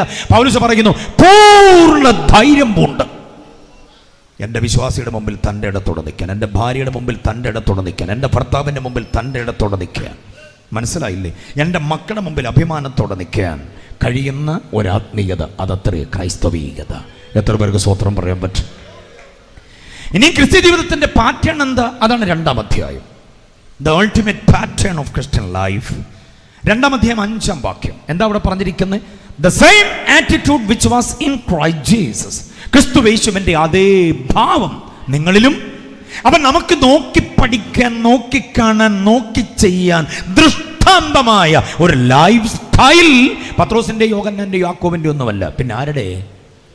യേശുവിൻ്റെ ലൈഫ് സ്റ്റൈൽ. എത്ര പേര് സമ്മതിക്കുന്നുള്ളത്? ആർക്കും ഒരു തിന്മയും പറയാത്ത, ആർക്കും ഒരു കുറ്റവും ചൂണ്ടിക്കാട്ടാനാവാത്ത വിധമുള്ള ഒരു സുതാര്യതയുടെ ജീവിതം. ഓ, വിശുദ്ധിയുടെ നേർക്കാഴ്ച, വിശ്വസ്തതയുടെ നേർക്കാഴ്ച. ആർക്കുമൊന്നും പറയാനില്ല. ഗംഭീരമാണ് യേശുവിൻ്റെ തുടക്കം മുതൽ ഒടുക്കം വരെയുള്ള, ഒടുക്കം മുതൽ തുടക്കം. എങ്ങനെ നോക്കിയാലും, അങ്ങോട്ട് മുതൽ ഇങ്ങോട്ട് നോക്കി, ഇവിടുന്ന് അങ്ങോട്ട് നോക്കി, എങ്ങനെ നോക്കിയാലും വിശുദ്ധിയുടെ നേർക്കാഴ്ച തന്നെയാണ് എൻ്റെ യേശുവിൻ്റെ. മനസ്സിലാകുന്നുണ്ടോ? മരണത്തിന് ചില മണിക്കൂറുകൾക്ക് മുൻപ് നിയമത്തിൻ്റെ അവസാന വാക്കായ പീലാത്തോസ് എഴുന്നേറ്റ് നിന്ന് പറയുന്ന ഉജ്ജ്വലമായൊരു പ്രയോഗമുണ്ട്, ഞാനും വല്ലൊരു കുറ്റവും കാണുന്നില്ല. സ്തോത്രം. നമ്മളെ വിസ്താര മണ്ഡപത്തിലേക്ക് കയറ്റി നിർത്തിക്കൊണ്ട് നമ്മളെക്കുറിച്ച് നാട്ടുകാരെന്തു പറയും, വീട്ടുകാരെന്തു പറയും, കൂട്ടുകാരെന്തു പറയും, കൂട്ടായ്മക്കാരെന്തു പറയും എന്നതിനെക്കുറിച്ച് നമുക്ക് വിചാരബോധമുണ്ടാകണം. കൂട്ടത്തിൽ ജീവിക്കുന്ന ജീവിത പങ്കാളി എന്തോ പറയും. 10-25 കൊല്ലമായില്ലേ ഒന്നിച്ച് ജീവിക്കാൻ തുടങ്ങി. എന്നാ പറയും ഭാര്യ നമ്മളെക്കുറിച്ച്? ഭർത്താവ് എന്നാ പറയൂ? ആൻറ്റി, പലപ്പോഴും ചിന്തിച്ചിട്ടുണ്ടോ? യേശുവിനെ കുറിച്ച് ആർക്കും ഒരു തിന്മയും പറയാനില്ല. അങ്ങനെയുള്ള ആ യേശുവിനെ നോക്കി നമ്മുടെ ജീവിതത്തെ ക്രമീകരിക്കാൻ കഴിയണം. എത്ര പേർക്ക് മനസ്സിലായി പറയുന്ന കാര്യം? ഞാൻ വിശേഷ ചിന്ത ദൈവമക്കളോട് പറയാം. നിർമ്മലമായ സുവിശേഷത്തിൻ്റെ യാഥാർത്ഥ്യങ്ങൾ നാം അറിഞ്ഞേ പറ്റുകയുള്ളൂ. മാനസാന്തരവും സ്നാനവും ഒന്നും ഈ വേദിയിൽ ഇവിടെ പ്രസംഗിക്കണമെന്ന് എനിക്ക് തോന്നുന്നില്ല. കാരണം രക്ഷാനിർണയം പ്രാപിച്ച ആത്മനിയോഗമുള്ള ദൈവമക്കളാണ് ഇവിടെയുള്ളത്. അതുകൊണ്ട് നമ്മുടെ ജീവിത വഴിത്താരയിൽ ആക്ഷേപമില്ലാതിരിക്കേണ്ടതിന് അറിയേണ്ട ചില ചിന്തകളെയാണ് ഇവിടെ പറയാൻ ദൈവാത്മാവ് എനിക്ക് നിയോഗം തരുന്നത്. ശ്രദ്ധിച്ചു കേട്ടോണം. ലേവ്യ പുസ്തകം 18-ന്റെ 2-ാം വാക്യം വായിക്കണമെന്നില്ല, ഓർത്തിരുന്നാൽ മതി, കുറിച്ചെടുത്തോ. ലേവ്യ 18 അതിൻ്റെ 2-ാം വാക്യം. നിങ്ങൾ പാർത്തിരുന്ന മിസ്രയീമിലെ പോലെ നടക്കരുത്, നിങ്ങൾ ചെല്ലാൻ പോകുന്ന കനാനിലെ നടപ്പ് പോലെയും നടക്കരുത്. നടക്കരുത്, നടക്കരുത്, നടക്കരുത്. അങ്ങനെ ഒരു വാക്യമാണത്.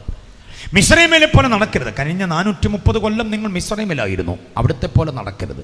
ഇനി ചെല്ലാൻ പോവുക കനാനിലേക്ക്, യോർദാൻ താണ്ടി കനാനിലേക്ക് ചെല്ലാൻ പോവുക, അവിടുത്തെ പോലെയും നിങ്ങൾ നടക്കരുത്. ഉണ്ടോ? അപ്പം ജനം ഇപ്പോൾ മിസ്രയീമിലുമല്ല, കനാനിലുമല്ല, പിന്നെ എവിടെയാ? മരുഭൂമി യാത്രയിലാണ് അവർ. അപ്പം മരുഭൂമിയിലെ സഭയോടാ പറയുക, നിങ്ങൾ അവിടുത്തെ പോലെ നടക്കരുത്, ഇവിടുത്തെ പോലെ നടക്കരുത്. പിന്നെ എങ്ങനെ നടക്കണം? അതിനുത്തരം ലേവ്യ പുസ്തകത്തിലില്ല. ലേവ്യ പുസ്തകം അതിന് ഉത്തരം പറയുന്നില്ല. അതിനുത്തരം പറയുന്നത് പുതിയ നിയമമാണ്. 1 യോഹന്നാൻ 2:6 1 യോഹന്നാൻ 2:6. ലേവ്യ പുസ്തകം 18:2 ഉത്തരം ഉത്തമമായി പറയുന്നത് 1 യോഹന്നാൻ 2:6. അവനിൽ വസിക്കുന്നു എന്ന് പറയുന്നവൻ അവൻ നടന്നതുപോലെ നടക്കേണ്ടതാകുന്നു. എത്ര പേർക്ക് സ്തോത്രം പറയാൻ പറ്റും? അവനിൽ വസിക്കുന്നു എന്ന് പറയുന്നവൻ അവൻ നടന്ന പോലെ. അച്ഛാ, ഈ നടപ്പെന്ന് പറയുന്നതേ കാലുകൊണ്ട് ചെയ്യുന്ന കർമ്മമല്ല. നടപ്പ് നടപ്പ് നടപ്പ് പുതിയ നിയമത്തിന് ആവർത്തിക്കുന്ന പദമാണ്. പഴയ നിയമത്തിലുമുണ്ട്. വെളിച്ചത്തിൽ നടന്നുകൊള്ളുക, ജ്ഞാനത്തിൽ നടക്കുക, സത്യത്തിൽ നടക്കുക, മര്യാദയായി നടക്കുക, പകലിനുള്ളവരായി നടക്കുക. അങ്ങനെ നടപ്പ് എന്ന് പറയുന്ന ഒത്തിരി പ്രയോഗമുണ്ട്. ഇതിൽ ഈ നടപ്പെന്ന് പറയുന്ന കാലുകൊണ്ട് ചെയ്യുന്ന കർമ്മമല്ല ഉദ്ദേശിക്കുന്നത്, ജീവിതം കൊണ്ട് അനുഷ്ഠിക്കുന്ന ധർമ്മമാണ്. എന്ന് പറഞ്ഞ നടപ്പ് സമം ദ ലൈഫ് സ്റ്റൈൽ എന്നാണ് അർത്ഥം. ജീവിതത്തിൻ്റെ നടപടിക്രമങ്ങളെയാണ് എന്തോ പറയുക, നടപ്പെന്നത് കൊണ്ട് അർത്ഥമാക്കുന്നത്. അപ്പം നമ്മുടെ ജീവിതം മിസ്രൈമിലെ പോലെയാകരുത്, കനാനിലെ പോലെയാകരുത്. അതിനും കൂടെ വ്യാഖ്യാനം തരണമല്ലോ ഞാൻ. അതിന് ബാധ്യസ്ഥന, കാരണം ഞാനത് പരാമർശിച്ചു പോയതുകൊണ്ട്. മിസ്രൈമിലെ നടപ്പെന്താണെന്നറിയാമോ? അന്യദൈവാരാധന, വിഗ്രഹാരാധന. അവിടെ ഓടി വരുന്നതും ചാടി വരുന്നതും ഇഴഞ്ഞു വരുന്നതും പറന്നു വരുന്നതും അനിതര സാധാരണമായി ശേഷിയുള്ളവരൊക്കെ ദൈവങ്ങളാണ് അവിടെ. മനസ്സിലായില്ലേ? നൈൽ നദിയിലെ തവള ദൈവമാണ്. ആ തവളയെ തിന്നുന്ന ഒരു നീർക്കോലിയുണ്ട്, അതും അവരുടെ ദൈവമാണ്. ഈ തവളയും നീർക്കോലിയും കൂടെ ഒരുമിച്ച് കാലെ കൊരുത്തോണ്ട് പറക്കുന്ന ഒരുതരം പരുന്തുണ്ട്, അതും അവരുടെ ദൈവമാണ്. ഈ 3 ദൈവങ്ങളുടെ ഒരുമിച്ച് ലിംഗായിരിക്കുമ്പോൾ തൊഴുത് പ്രാർത്ഥിക്കുന്ന ജീവികളാണ് മിസ്രൈമിലുള്ളവർ. മനസ്സിലായോ? തവള പാമ്പിൻ്റെ വായിൽ, പാമ്പും തവളയും കൂടെ ഒരുമിച്ച് പരുന്തിൻ്റെ കാലിൽ, 3ഉം കൂടെ ഒരുമിച്ച് നിൽക്കുമ്പം ഒരുമിച്ച് തൊഴുത് കളയും. അതാണ് അവരുടെ തിയോളജി. അപ്പം അങ്ങനെയുള്ള പലതിനെയും സകല പ്രാണികളെയും, സകല പറവകളെയും, വന്യമൃഗങ്ങളെയും, നാട്ടുമൃഗങ്ങളെയും, കാട്ടുമൃഗങ്ങളെയും, പിന്നെ ഏതാണ്ട് ഇന്ദ്രജാല മഹേന്ദ്രജാലങ്ങൾ കാട്ടാൻ കഴിയുന്ന സകല മനുഷ്യരെയും ആരാധിക്കുന്ന ഒരു ഗതികെട്ട തിയോളജിയാണ് മിസ്രൈമിൽ. അതുകൊണ്ട് ദൈവം പറയുകയാണ്, നിങ്ങൾ മിസ്രൈമിലെ പോലെ നടക്കരുത്. എന്നെ ശ്രദ്ധിക്കുന്ന മാന്യപ്രിയപ്പെട്ടവരോട് പറയാം, ദൈവപ്രസാദം താങ്കൾക്ക് ലഭ്യമാകണമെന്ന് ആഗ്രഹിക്കുന്നെങ്കിൽ ആരാധനയെക്കുറിച്ചുള്ള അവബോധം പ്രാപിച്ചോണം. മിസ്രൈമിലെ ആരാധനയുടെ പിന്തുടർച്ചക്കാരാകരുത്. ഉണ്ടാക്കി വെച്ചതിനെ ആരാധിക്കരുത്, ഉണ്ടായി വന്നതിനെ ആരാധിക്കരുത്. വാചകം എത്ര പേർക്ക് മനസ്സിലായി? തച്ചന് കുത്തിയിരുന്ന് ഉണ്ടാക്കി വെച്ചതിനെ ആരാധിക്കരുത്, സ്വയം ഉണ്ടായി വന്നതിനെ ആരാധിക്കരുത്. പിന്നെ ആരെ ആരാധിക്കണം? ഉള്ളവനെ ആരാധിക്കണം. ഉണ്ടായതല്ല ആരാധ്യൻ, ഉണ്ടാക്കപ്പെട്ടതല്ല ആരാധ്യൻ, ഉള്ളവനാണ് ആരാധ്യൻ. ഉണ്ടായതിന് ആരംഭമുണ്ട്, ഉണ്ടാക്കപ്പെട്ടതിനും ആരംഭമുണ്ട്. ഉണ്ടായതിന് അവസാനമുണ്ട്, ഉണ്ടാക്കപ്പെട്ടതിനും അവസാനമുണ്ട്. ആരംഭത്തിനും അവസാനത്തിനും, തുടക്കത്തിനും ഒടുക്കത്തിനും, ജനനത്തിനും മരണത്തിനും, ജയന്തിക്കും സമാധിക്കും അതീതമായി വർത്തിക്കുന്ന ശക്തിയാണ് ഉള്ളവനായ ശക്തി. അതുകൊണ്ടാണ് ആരാധ്യനെ നിത്യനെന്ന് പറയുന്നത്. ദൈവം നിത്യനാണ്, ആരാധ്യൻ നിത്യനാണ്. ആ ബോധ്യമുള്ളവരെ കരം അടിച്ച കർത്താവിനെ ഒന്ന് ആരാധിച്ചു. ഇന്ന് രാത്രി ആരാധ്യന്റെ നാമം മഹത്വപ്പെടട്ടെ, സർവനാമത്തിനും മീതെ. ഹല്ലേലൂയ. അപ്പൊ മിസ്രൈമിനെ പോലെ നടക്കരുതെന്ന് പറഞ്ഞ അർത്ഥം മനസ്സിലായോ? അന്യദൈവങ്ങളെയും അന്യദൈവാരാധനയും പാടില്ല എന്നാ. ഇനി കനാനിലെ പോലെ നടക്കരുതെന്ന് പറഞ്ഞ അർത്ഥം എന്താ? ദൈവം പ്രത്യേകം പറയാ, കനാനിലെ പോലെയും നിങ്ങൾ നടക്കരുത്. എന്താ അങ്ങനെ പറഞ്ഞിരിക്കുന്നതെന്നറിയാം? കനാനിലെ രീതി എന്ന് പറയുന്നത് കുത്തഴഞ്ഞ ലൈംഗികതയാണ്, ആഭാസത്തരങ്ങൾ, വൃത്തികേടുകൾ, ഒരു നിയമസംഹിതയും ഇല്ലാത്ത വിധത്തിലുള്ള ഭോഗാലസ ജീവിതം എന്ന് പറയും. അതിന് ബന്ധങ്ങൾക്ക് പ്രസക്തിയില്ല, പ്രായത്തിന് പ്രസക്തിയില്ല. അപ്പൻ്റെ കൂടെ ജീവിച്ച ഒരു സ്ത്രീയാണ്, അപ്പൻ്റെ ഭാര്യ, കുഴപ്പമില്ല. അപ്പൻ മരിച്ചു കഴിഞ്ഞാൽ പിന്നെ ആ സ്ത്രീയെ കൂടെ നിർത്തും. അത് കനാന്യ പാപത്തിൻ്റെ ഒരു ഭാഗമാണ്. അതുകൊണ്ടാണ് രൂബേൻ യാക്കോബിൻ്റെ ശയ്യ അശുദ്ധമാക്കിയെന്ന് നമ്മൾ പറയുന്നത്. അപ്പൻ്റെ വെപ്പാട്ടിയെ അവൻ തട്ടിയെടുക്കുകയായിരുന്നു. അതൊക്കെ കനാന്യ പാപത്തിൻ്റെ പിന്തുടർച്ചകളാണ്. തെളിവുകൾ പറയാൻ ഒത്തിരിയുണ്ട്. കൊരിന്ത്യാലേഖനത്തിൻ്റെ കാലമെത്തിയപ്പോഴും കനാന്യ പാപം സഭയെ വിട്ടുമാറാതെ കൂടെ ഉണ്ടായിരുന്നു. ഒരുവൻ തൻ്റെ അപ്പൻ്റെ ഭാര്യ എന്തോ ചെയ്യുന്നു? അത് ബന്ധങ്ങൾക്ക് പ്രസക്തിയില്ലെന്ന് ഞാൻ പറയുന്നത്. സന്ദർഭോചിതമായ ഒരു കാര്യം കൂടെ ഞാൻ പറഞ്ഞോട്ടെ. ഏതാ? പരമോന്നത കോടതി സ്വവർഗരതിക്ക് പച്ചക്കൊടി കാണിച്ചു. വിവാഹേതര ലൈംഗിക ബന്ധത്തിനും പരമോന്നത കോടതി അനുവാദം കൊടുത്തിട്ടുണ്ട്. അതുകൊണ്ട് ഏതെങ്കിലും ഒരു പുരുഷൻ എൻ്റെ ഭാര്യ പഴച്ചു പോയി വേറൊരുത്തൻ്റെ കൂടെ ഓടിപ്പോയി പിടിച്ചു തരണമെന്ന് പരാതി കൊടുത്താൽ വീട്ടിൽ പോയി ഇരിക്കാൻ പറയും. അത് അവിടെ ഇഷ്ടമാണോ? സമ്മതിച്ചാൽ മതി എന്ന് കോടതി നമ്മളെ തിരിച്ചുവിടും. കാരണം വിവാഹേതര ലൈംഗിക ബന്ധം അത് അവരുടെ അവകാശമാണെന്ന് റേഷൻ കാർഡ് നമ്മുടെ നിന്ന് വാങ്ങിച്ച് അവരുടെ കൊടുത്തു. ഇപ്പം പിന്നെ ഇങ്ങനെ കൊണ്ടൊരു നിയമം വന്നപ്പോൾ ഇനി എന്തൊക്കെയാണ് വരാൻ പോകുന്നതെന്ന് ഒരു പിടിയില്ല. അപ്പോൾ ആ നിലകളിലേക്ക് കാര്യങ്ങൾ വല്ലാതെ നീങ്ങിക്കൊണ്ടിരിക്കുന്ന ഒരു കാലഘട്ടത്തിൽ തമ്പുരാൻ നമ്മോട് പറയുക, എവിടത്തെ പോലെ ആകരുതെന്ന കനാനിലെ പോലെ. ഗർഭഛിദ്രങ്ങൾ ഉണ്ടോ? മാനഭംഗങ്ങൾ. 3 വയസ്സുകാരി 30 വയസ്സുകാരി മൃഗീയമായി മാനഭംഗം ചെയ്യപ്പെടുന്നത് റുവാണ്ടയിലും സൊമാലിയയിലും ഉഗാണ്ടയിലും ഒന്നുമല്ല. സാക്ഷര കേരളം, സുന്ദര കേരളം, അക്ഷര കേരളം ദൈവത്തിൻ്റെ നാട്ടിൽ തന്നെ. കേന്ദ്രം ആര് ഭരിക്കുന്നു, സംസ്ഥാനം ആര് ഭരിക്കുന്നു, അതൊന്നും വിഷയമല്ല. ഞരമ്പ് രോഗികൾ പെരുകുന്നു ഇവിടെ. 3 വയസ്സുകാരിക്കും 30 വയസ്സുകാരിക്കും 6 വയസ്സുകാരിക്കും 60 വയസ്സുകാരിക്കും സുരക്ഷയില്ലാത്ത ഒരു ഗതികെട്ട ഏർപ്പാടിലേക്ക് നമ്മുടെ മലയാണ്മ മൂക്കുകുത്തുമ്പോൾ മലയാളിത്വം വല്ലാതെ പകച്ചു നിൽക്കേണ്ടി വരുന്നു. മനോരമ, മംഗളം, മാധ്യമം, മാതൃഭൂമി, ജനയുഗം, തനിനിറം അടക്കമുള്ള ദീപിക, രാഷ്ട്രദീപിക അടക്കമുള്ള ഏത് പത്രവും ആദ്യം മുതൽ അവസാന പേജ് വരെ വായിച്ചു നോക്കിക്കേ, ആ പത്രങ്ങളിലെല്ലാം നമുക്ക് കാണാൻ കഴിയുന്ന വാർത്തകൾ വല്ലാത്ത വാർത്തകൾ തന്നെയാണ്. അതുകൊണ്ട് ഞാൻ പറഞ്ഞു വരുന്നത്, ദൈവം നമ്മെ ഓർമ്മപ്പെടുത്തുന്ന ഈ ചിന്ത പുതിയ നിയമ ഭാഷ്യം നമ്മൾ കൊടുക്കണം. മിസ്രൈമിലെ ആരാധന അന്യാരാധനയാണ്, അന്യദൈവാരാധന, വിഗ്രഹാരാധനയാണ്. കനാനിലെ ഇടപാട് എന്ന് പറയുന്നത് ഈ പറഞ്ഞതായിരിക്കുന്ന അധാർമികതയുടെ ജീവിതമാണ്. ഇത് രണ്ടും പാടില്ലാതെ നടക്കണം. എങ്ങനെ നടക്കാൻ പറ്റും? അതിന് ഉത്തമമായൊരു പാറ്റേണാണ് യേശു നടന്ന പോലെ. ഹല്ലേലൂയ. 1 യോഹന്നാൻ 2:6 മറക്കരുത്. ജീവിത വഴിത്താരയിൽ ഒരുവൻ ക്രിസ്തുവിൽ വസിക്കുന്നു എന്ന് പറയുന്നെങ്കിൽ അവൻ ക്രിസ്തു നടന്നതുപോലെ എന്തോ ചെയ്യണം? നടന്നേ പറ്റൂ. ആക്ഷേപമില്ലാതെ, അപവാദമില്ലാതെ, അനീതിയോ അസത്യമോ അധർമ്മമോ ഒന്നുമില്ലാതെ ജീവിതത്തിൻ്റെ നന്മയുടെ വഴിത്താരകളെ ഞാൻ മുമ്പേ പറഞ്ഞതായിരിക്കുന്ന സത്യം, ധർമ്മം, ന്യായം, നീതി, വിശുദ്ധി, വിവേകം, വിനയം, എളിമ, താഴ്മ, സൗമ്യത, ശാന്തത, ഇതെല്ലാം കൂടി ഒരുമിച്ച് കോർത്തിണക്കി ധാർഷ്ട്യവും ധിക്കാരവും താൻപോരിമയും അഹങ്കാരങ്ങളും വിമർശന, വിരോധ, വിദ്വേഷ, വിഭാഗികതകളെല്ലാം പറിച്ചെറിഞ്ഞു കളഞ്ഞിട്ട് മൂല്യങ്ങളെ സംരക്ഷിച്ചുകൊണ്ട് ജീവിക്കുന്നത് യേശുവിനെ പോലെ ജീവിക്കുക എന്നത്. മലയാളിക്ക് മറക്കാനാവാത്തൊരു പാട്ടുണ്ടല്ലോ, ഓർമ്മ വരുന്നുണ്ടോ? നാഗൽ സായിപ്പ് കപ്പലിറങ്ങി മലയാളിക്ക് എഴുതി തന്നൊരു സുന്ദരമായ പാട്ട്. എത്ര പാട്ടുകൾ പിന്നീട് അതിൻ്റെ മീതെ മീതെ മീതെ വന്നു, പാട്ടുകാർ പാടി. എന്നിട്ടൊന്നും തിളക്കം നഷ്ടപ്പെടാതെ ഇന്നും നമ്മുടെ നാവിൻ്റെ തുമ്പിൽ അങ്ങനെ വല്ലാതെ ഓടി വരുന്നൊരു പാട്ടാ. യേശുവെ പോലെ ആകുവാൻ, യേശുവിൻ വാക്ക് കാക്കുവാൻ എന്ന പാട്ട് പാടുന്നില്ലേ ഞാൻ? ഗംഭീര പാട്ടുകാരോടുള്ളപ്പം ഞാൻ പാടാനോ? അയ്യോ, അങ്ങനൊരു പാപം ഞാൻ ചെയ്യത്തില്ല. അതുകൊണ്ട് ആ പാട്ട് പറഞ്ഞു വിട്ടത് യേശുവെ പോലെയാകാൻ. അതിൻ്റെ കൂട്ടത്തിലൊരു ഇണയായൊരു പാട്ടുണ്ട്, ശിഷ്യനാകുന്ന എന്നെയും അങ്ങേ പോലെയാക്കണം യേശുവേ നിൻ്റെ രൂപം എന്ന് പറയുന്ന. അപ്പം ശിഷ്യനാകുന്ന നാം യേശുവെ പോലെയാകണം. ഈ 2 പാട്ടുകളിലും പോലെ പോലെ പോലെ എന്ന പ്രയോഗം ഫിലിപ്പിയ ലേഖനം 2-ാം അധ്യായത്തിൻ്റെ ആദർശമാണെന്നറിയണം. യേശുവെ പോലെ, the same pattern, the same attitude which was in Christ Jesus. ക്രിസ്തുവിലുള്ള അതേ ഭാവം തന്നെ നമ്മിലും ഉണ്ടായേ പറ്റൂ. എത്ര പേർക്ക് ബോധ്യമാകുന്നുണ്ട് പറയുന്നത്? ഓക്കെ, അത് 2-ാം അധ്യായം. ഇനി 3-ാം അധ്യായം ദ അൾട്ടിമേറ്റ് ഹോപ്പാണ്. അതായത് ക്രിസ്ത്യാനിത്വത്തിൻ്റെ മഹത്വരമായ പ്രത്യാശ. എന്തുവാ ക്രിസ്ത്യാനിത്വത്തിൻ്റെ പ്രത്യാശ?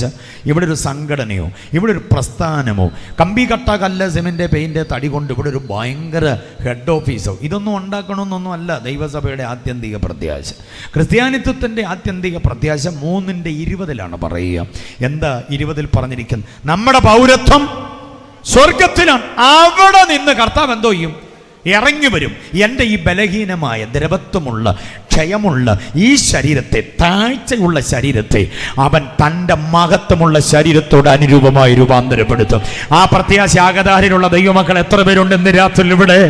എൻ്റെ താഴ്ചയുള്ള ശരീരമാണ്, താഴ്ചയാണ് എൻ്റെ ശരീരത്തിന്. പക്ഷെ ഈ താഴ്ച മാറി ഞാൻ മഹത്വമുള്ളതായി മാറ്റപ്പെടും. ആ പ്രത്യാശയുള്ളവർ അടങ്ങിയിരിക്കേണ്ട കർത്താവിനെ ഒന്ന് ആരാധിച്ചു. എത്രയും വേഗം ആ പ്രത്യാശ പൂവണിയാൻ പോകുക. കാലമിനി അധികമില്ല കേട്ടോ. എത്രയും വേഗം അത് നടത്തപ്പെടാൻ പോവുകയാണ്. സ്തോത്രം. പക്ഷേ ഇന്ന് രാത്രിയിൽ എന്നെ ശ്രദ്ധിക്കുന്ന മാന്യപ്രിയപ്പെട്ടവരുടെ ഹൃദയത്തിലേക്ക് 1-2 ചിന്തകൾ. ഒത്തിരി യുവാക്കന്മാരിവിടെയുണ്ട്. നിങ്ങളുടെ ചിന്തയിലേക്ക് ഞാൻ ഒന്ന് പറഞ്ഞോട്ടെ മക്കളെ. യുവത്വത്തിൻ്റെ പ്രസരിപ്പിൽ കാട്ടിക്കൂട്ടുന്ന അതൊക്കെ ദൈവപ്രസാദമുള്ളതാകണം. മുട്ടി ഉരുമി, തട്ടി ഉരുമി, ഒരഞ്ഞ് നടക്കുന്നതൊക്കെ ദൈവത്തിന് പ്രസാദമുള്ളവരുമായിട്ടാകണം. കാണുന്നതും കേൾക്കുന്നതും തൊടുന്നതും പിടിക്കുന്നതും എടുക്കുന്നതും എഴുതുന്നതും നമ്പർ ഡയൽ ചെയ്യുന്നതും WhatsApp, YouTube, internet, Facebook, Twitter അടക്കമുള്ള സോഷ്യൽ മീഡിയാസിനകത്തുകൂടെ വിരൽ സ്പർശം ഓടുന്നതെല്ലാം ദൈവത്തിന് പ്രസാദമാകണം. ഇല്ലെങ്കിലുണ്ടല്ലോ നാം ആകപ്പാടെ തകർന്ന് തരിപ്പണമാകും. ഇവിടെ വായിക്കുന്ന പ്രയോഗം കണ്ടോ? നമ്മുടെ പൗരത്വം എവിടെയാണ്? സ്വർഗത്തിലാണ്. പൗരത്വത്തെക്കുറിച്ച് ഞാനൊന്ന് പറഞ്ഞോട്ടെ. എന്താ ഈ പൗരത്വം എന്ന പദത്തിൻ്റെ അർത്ഥമെന്നറിയാമോ? നമ്മൾ സർവ്വസാധാരണമായി ഉപയോഗിക്കുന്ന പല പദങ്ങളുടെയും അർത്ഥങ്ങളുടെ ആഴം നമ്മൾ തിരയാറില്ല. പൗരത്വം എന്നൊരു പദം കിട്ടി, നമ്മൾ അതും കൊണ്ടങ്ങ് നടക്കുക. എന്താ എൻ്റെ അർത്ഥം എന്ന് ആരെങ്കിലും ചോദിച്ചു പോയാൽ വെള്ളം വിഴുങ്ങുകയുള്ളൂ അവിടെ നിന്ന്, വല്ലാതെ. മനസ്സിലായോ? പൗരത്വം എന്ന വാക്കിൻ്റെ അർത്ഥം പുരത്തിൻ്റെ അംഗത്വം എന്ന് തന്നെയാണ്. പുരത്തിൻ്റെ അംഗത്വം എന്ന് പറഞ്ഞാൽ പട്ടണത്തിൻ്റെ അംഗത്വം. ഓക്കെ, ഒരു വലിയ പട്ടണം, അതിൽ അംഗമായി മാറുക, അതിനാണ് പൗരത്വം എന്ന് പറയുക. ഓക്കെ, പുരത്തിൻ്റെ അംഗത്വം, അതാണ് സിറ്റിസൺഷിപ്പ് എന്നൊക്കെ പറയുക. ഓക്കെ, ഇവിടെ നമ്മുടെ പൗരത്വം സ്വർഗത്തിലാകുന്നെന്ന് പൗലോസ് പറയുമ്പോൾ നമുക്കിവിടെ പൗരത്വം ഇല്ലേ? ഉണ്ടല്ലോ. ഇവിടെ നമുക്ക് ഏത് പൗരത്വമാണ്? ഇന്ത്യയിൽ ജനിച്ചു നമ്മൾ. നമ്മുടെ പൊക്കിൾക്കുള്ളി അടിഞ്ഞു ചേർന്ന മണ്ണ് ഇവിടെയാണ്. കണ്ടോ? ഇവിടുത്തെ കപ്പയും മത്തിയും കാച്ചിലും ചേനയും ചേമ്പും ഗോതമ്പും നെല്ലും കൊണ്ട് ഒക്കെ ഉപജീവനം കഴിക്കുന്നവരാണ് നമ്മൾ. ഇവിടെ വാഴയിലുണ്ടാകുന്ന പഴം തിന്നാൻ നമ്മൾ ജീവിക്കുക. മനസ്സിലായി? നമ്മുടെ ഈ മണ്ണിൽ നിന്ന് കിളച്ചെടുത്തതാണ് നമ്മുടെ ഈ ശരീരത്തിൻ്റെ പൊലിമ എന്ന് പറയുന്നത്. അപ്പം നമ്മൾ ഈ മണ്ണിൻ്റെ മക്കളാണ്. അതുകൊണ്ട് നമുക്കിവിടെ പൗരത്വമുണ്ടെന്ന് പറയുന്നു. ഞാൻ ഇങ്ങനെ പറയാം, 2 ഡയലോഗ് പറയാം, മറക്കരുത്. അമ്മ തൻ്റെ ഉദരത്തിൽ നിന്ന് നമുക്ക് ജന്മം നൽകിയത് ഈ മണ്ണിലേക്കാണ്.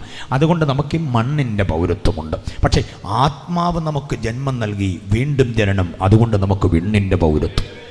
എത്ര പേർക്ക് മനസ്സിലായി ചിന്ത? അമ്മ നമുക്ക് നൽകിയ ജന്മം കൊണ്ട് ഈ മണ്ണിൻ്റെ പൗരത്വം കിട്ടി. ആത്മാവ് നമുക്ക് നൽകിയ ജന്മം, അതിനെയാണ് എന്തോ പറയുക? വീണ്ടും ജനനം. വീണ്ടും ജനനം പ്രാപിച്ചവരെല്ലാം കൂടെ കർത്താവിനെ ഒന്ന് സ്തുതിച്ചാട്ടെ. ഓക്കെ, വീണ്ടും ജനനം അമ്മയിൽ നിന്ന് ലഭിക്കപ്പെട്ടതാണ്. ഈ ചിലർ പറയാറുണ്ട് ജന്മദോഷമാണ് എന്ന് പറയാം. ജനിച്ച നേരത്തിൻ്റെ കുഴപ്പമെന്നൊക്കെ പറയാറുണ്ട്. ശരിയോ തെറ്റോ ഒന്നും ചെയ്യാൻ ഞാൻ പോകുന്നില്ല. പക്ഷെ ഒറ്റ വാചകം കൊണ്ട് ഞാനൊരു കാര്യം ബോധ്യമാക്കാം. ജനിച്ചത് ഏത് നക്ഷത്രത്തിലായാലും, ഏത് രാശിയിലായാലും, ഏത് അവസ്ഥയിലായാലും, ഏത് നേരത്തായാലും എന്തെങ്കിലും ദോഷമൊക്കെ അതിൻ്റെ പുറകെ ഉണ്ടോ? കാർത്തികയുടെ ചങ്ങലയും മകയിരത്തിൻ്റെ ബന്ധനവും എന്നൊക്കെ പറഞ്ഞ് കുറേ ഇടപാടുകൾ, ചൊവ്വാദോഷവും അതും ഇതുമെല്ലാം ഒത്തിരി ഉണ്ടല്ലോ. ഞാനൊരു കാര്യം ഇന്ന് രാത്രി എൻ്റെ ശ്രോതാക്കളോട് പറയാം. അമ്മയുടെ ഉദരത്തിൽ നിന്ന് ജനിച്ച നേരത്തിൻ്റെ ദോഷങ്ങളാണ് ഈ പറയുന്നതെങ്കിൽ ആ ദോഷം പാടെ മാറാൻ ഒറ്റ കാര്യമുണ്ട്. ആത്മാവിനാൽ ഒന്നുകൂടെ ജനിച്ചാൽ മതി. ആത്മാവിനാൽ വീണ്ടും ജനനം പ്രാപിക്കുമ്പോൾ ഈ ദോഷമെല്ലാം പാടെ മാറും. അത് മനസ്സിലാകുന്നവരും അത് അംഗീകരിക്കുന്നവരും കർത്താവിനെ സ്തുതിച്ചാട്ടെ.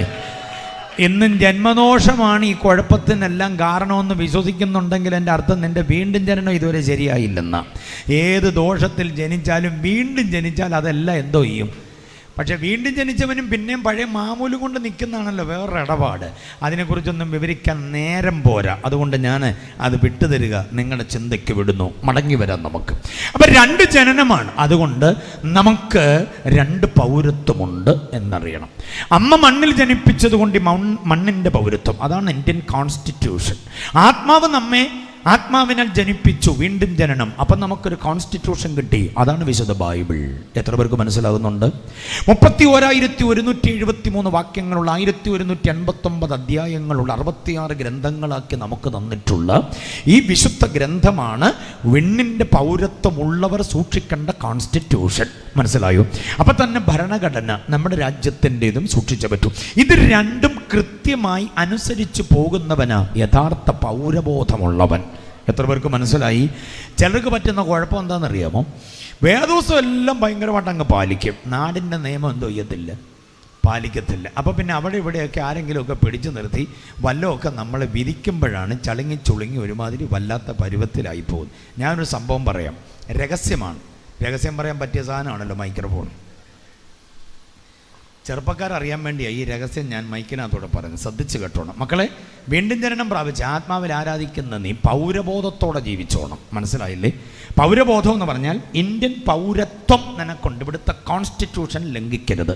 ഒരു നിയമവും ചട്ടവും ലംഘിക്കാൻ പാടില്ല. മനസ്സിലായില്ലേ? അപ്പം തന്നെ ദൈവവചനത്തിൻ്റെ നിയമങ്ങളും ലംഘിച്ചുകൂടാ, അത് കാത്തേ പറ്റുള്ളൂ. പോലീസ് ഒരു കവലയിൽ, ഞങ്ങളുടെ കവലയിൽ പെട്ടെന്നൊരു ഇൻഫർമേഷൻ കിട്ടിയത് കൊണ്ട് സകല വണ്ടികളെയും പരിശോധിക്കുക. സൈക്കിളുകാരനെ പോലും നേരെ വിടുന്നില്ല, അവിടെ നിർത്തി പരിശോധിച്ചാൽ വിടുക. മദ്യം വാങ്ങിച്ച കവറ് തൂക്കി പിടിച്ചുകൊണ്ട് വരുന്നവരെയും അവിടെ നിന്ന് ഇതെന്തോ നോക്കട്ടെ എന്ന് പറഞ്ഞാൽ വിടുക. അപ്പം സ്പിരിറ്റ് മറ്റോ വരുന്നുണ്ട് കുമളിയിൽ നിന്ന്. അങ്ങനെ ഒരു ഇൻഫർമേഷൻ കിട്ടിയപ്പോഴാണ് പെട്ടെന്ന് പോലീസ് ഫോഴ്സ് വന്ന് ഞങ്ങളുടെ കവല വളഞ്ഞ് എല്ലാവരും ഇങ്ങനെ പരിശോധിക്കും. ഇതൊന്നും അറിയാതെ കോട്ടയത്തൊന്ന് പാഞ്ഞു വരിക ഒരു ബൈക്ക്, 2 പാസ്റ്റർമാരാണ്. പോലീസ് കൈ കാണിച്ചു, കൊണ്ടവിടെ നിർത്തി, ബ്രേക്ക് ചെയ്ത് വണ്ടി ഒലഞ്ഞ് അവരുടെ മുമ്പിൽ കൊണ്ടുവന്ന് നിർത്തി. അപ്പോൾ പോലീസുകാരൻ പറഞ്ഞു, ഹെൽമറ്റ് ഇല്ലല്ലോ.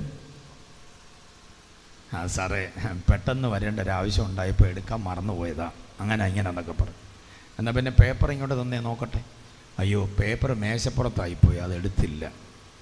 അപ്പം തലേ ഹെൽമറ്റും ഇല്ല, വണ്ടിയുടെ പേപ്പറും ഇല്ല, ഡോക്യുമെൻസും ഇല്ല. അദ്ദേഹം പറഞ്ഞു, എനിക്കൊന്നും ചെയ്യാൻ പറ്റത്തില്ല, SI ആണ് അങ്ങേ സൈഡിൽ നിൽക്കുന്നത്, അദ്ദേഹത്തോട് ചോദിച്ചിട്ട് പോയാൽ മതി. അപ്പോൾ SI ഇത് കണ്ടു. അവിടെ നിങ്ങോട്ട് ചോദിച്ചു, എന്താ പ്രശ്നം? അദ്ദേഹത്തിൻ്റെ ഖനമുള്ള ശബ്ദം.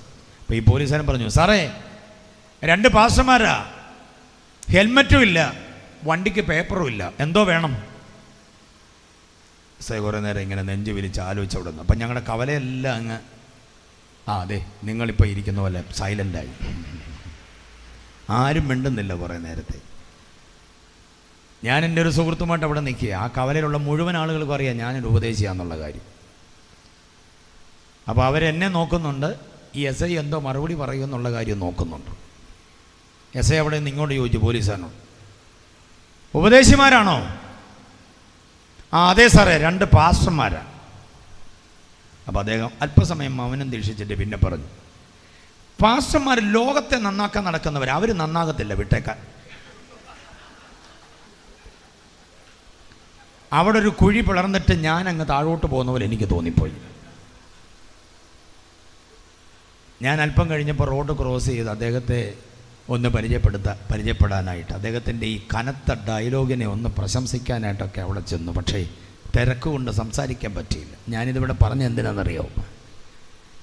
ആരുടെയും മുമ്പിൽ, ഒരു വ്യക്തിയുടെയും മുമ്പിൽ, ഒരു നിയമത്തിൻ്റെ മുമ്പിൽ ഓച്ചാനിച്ച് നിൽക്കാൻ ഇടവരാത്ത വിധം രാജ്യത്തിൻ്റെ നിയമങ്ങളും ദൈവിക നിയമങ്ങളും ഒരുമിച്ച് പാലിക്കാൻ കഴിഞ്ഞാൽ താങ്കൾ ഉത്തമ പൗരനാണ്.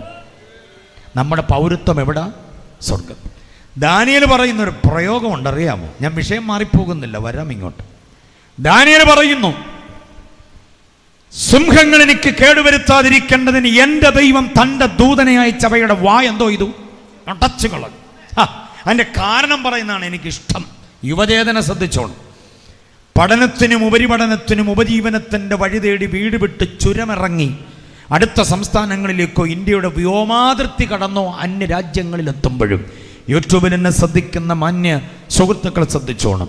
പപ്പയും മമ്മിയും നാട്ടുകാരും വീട്ടുകാരും ജനിച്ച മണ്ണും ഓടിക്കളിച്ച മുറ്റവുമൊക്കെ ഇവിടെ ഉപജീവനത്തിൻ്റെ വഴി തേടിയ താങ്കൾ അങ്ങ് ദൂരെ പോയത്. അവിടെയായാലും എവിടെയായാലും ഇത് കേട്ടോണേ, പൗരബോധത്തോടെ ജീവിച്ചോണം. താങ്കളുടെ നേരെ ഉയർന്നു വരുന്ന ചില സിംഹത്തിൻ്റെ വായുണ്ടല്ലോ, അത് അടയ്ക്കാൻ ദൈവം തൻ്റെ ദൂതനെ അയക്കണമെങ്കിൽ ഈ 2 ക്വാളിറ്റി താങ്കൾക്കുണ്ടാകണം. ഏതാണ് 2 ക്വാളിറ്റി? ദാനിയേൽ പറയുന്നു, ഞാൻ എൻ്റെ ദൈവത്തിൻ്റെ മുൻപാകെ കുറ്റമില്ലാത്തവൻ. 6-ാം അധ്യായം 22-ാം വാക്യം. ദാനിയേൽ, ഞാൻ എൻ്റെ ദൈവത്തിന് മുൻപാകെ. അടുത്ത ഡയലോഗാണ് എന്നെ കൂടുതൽ ത്രസിപ്പിച്ചത്. തിരുമുൻപാകെ ഞാനൊരു ദോഷവും ചെയ്തിട്ടില്ല എന്ന് പറഞ്ഞാൽ 2 പൗരത്വമുണ്ടെന്ന് എനിക്ക് ബോധമുണ്ട്. അതുകൊണ്ട് 2 കോൺസ്റ്റിറ്റ്യൂഷനും ഞാൻ അനുസരിക്കുന്നുണ്ട്.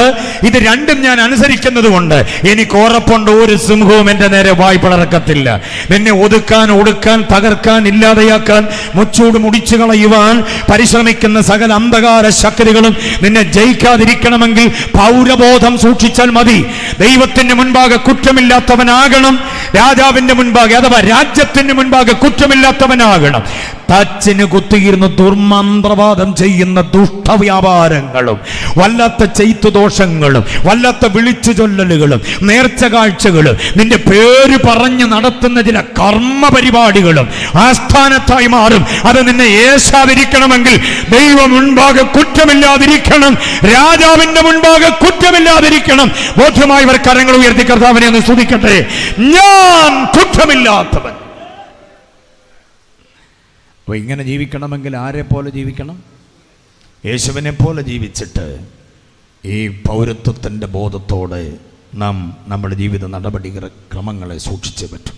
അപ്പം നമ്മുടെ പൗരത്വം സ്വർഗത്തിലാണ്, നമ്മുടെ പ്രത്യാശയാണല്ലോ വിഷയം. അവിടെ നിന്ന് ആരിറങ്ങി വരുമെന്നാ? അതാണ് എൻ്റെ പ്രത്യാശ. എവിടെ നിന്ന് ഇറങ്ങി വരും? സ്വർഗത്തിൽ നിന്ന്. എൻ്റെ പൗരത്വമുള്ള സ്വർഗത്തിൽ നിന്ന് കർത്താവ് ഇറങ്ങി വരും. എന്നിട്ട് എൻ്റെ ഈ ശരീരത്തെ കർത്താവ് എന്തോ ചെയ്യും? മഹത്വമുള്ളതാക്കി എന്തോ ചെയ്യും? രൂപം. സ്വർഗത്തിൽ നിന്ന് ഇറങ്ങി വരുമെന്നുള്ള പ്രയോഗം ഗംഭീരമാകട്ടോ. പാതാളത്തിൽ നിന്ന് കയറി വരുമെന്നല്ല, പിന്നെ സ്വർഗത്തിൽ നിന്ന് എന്തോ ചെയ്യും? പാതാളത്തിൽ നിന്ന് കയറി വരുന്ന യേശുവിനെ നോക്കി താഴോട്ട് നോക്കി നിൽക്കുന്നവരല്ല നമ്മൾ. സ്വർഗത്തിൽ നിന്ന് ഇറങ്ങി വരുന്നവനെ നോക്കി ഉയരത്തിലുള്ളത് അന്വേഷിക്കുന്നവരാണ് നമ്മൾ. ഉയരത്തിലുള്ള പൗലോസ് കൊലോസ്യ ലേഖനം 3:3 പറയുന്നുണ്ട്, set your mind on Christ. എന്നാ ഗംഭീരമെന്നറിയാം പറയോ, set your mind on Christ. മലയാളത്തിലേക്ക് അത് വന്നിരിക്കുന്നത് ഉയരത്തിലുള്ളത് ചിന്തിപ്പീൻ എന്ന. ഉയരത്തിലുള്ള ചിന്തിക്കാനൊന്നും അല്ല വാക്യം. Set your mind on Christ എന്ന് പറഞ്ഞാൽ കർത്താവിലേക്ക് നിങ്ങളുടെ മനസ്സിനെ ഏകാഗ്രമാക്കാനാ. എന്ന് പറഞ്ഞാൽ ഉയരത്തിലുള്ളത് അന്വേഷിപ്പിൻ. അത് തന്നെ എൻ്റെ അർത്ഥം. ഉയരത്തിൽ നിന്ന് അവൻ ഇറങ്ങി വരുന്നതിനെ പ്രതീക്ഷിച്ച് നിന്നോണം. എത്ര പേർക്ക് ആ പ്രതീക്ഷയുണ്ട്? ഉലകത്തിൽ പല വിധത്തിലുള്ളതായിരിക്കുന്ന പ്രതിസന്ധികൾ, കലഹങ്ങൾ നടക്കും. ഇവിടെ പ്രചണ്ഡവാദങ്ങൾ, പ്രക്ഷുബ്ധമായ അന്തരീക്ഷങ്ങളൊക്കെ ഇഷ്ടം പോലെ ഉണ്ടാകും. പക്ഷെ അതൊന്നും നമ്മെ ബാധിക്കുന്നതല്ല. ഇവിടുത്തെ കൊള്ളയും കൊള്ളിവെപ്പുകളും അക്രമങ്ങളും അനീതികളും, ഇവിടുത്തെ സകലവിധ ഭരണമാറ്റങ്ങളും, കുതിര കച്ചവടങ്ങളും, ഇലക്ഷന്റെ തോൽവിയും, ഭരണകൂടത്തിന്റെ മാറ്റം മറിച്ചിലുകളും, കാലുമാറ്റങ്ങളൊക്കെ സംഭവിക്കും. നമ്മെ ഇതൊന്നും ബാധിക്കുന്നില്ല. നമ്മുടെ വിലയേറിയ സമ്മതിദാനാവകാശം ദൈവനിയമപ്രകാരം ഏതെങ്കിലുമൊക്കെ ചിഹ്നത്തിലേക്ക് ആഞ്ഞു കുത്തിക്കോണം. ദൈവാത്മാവ് പറയും ഏത് ചിഹ്നത്തിൽ കുത്തണം, ആ ചിഹ്നത്തിൽ കുത്തിയേക്കണം. എല്ലാ ചിഹ്നവും നമുക്കൊക്കെ ഒരേപോലെ. മനസ്സിലായോ?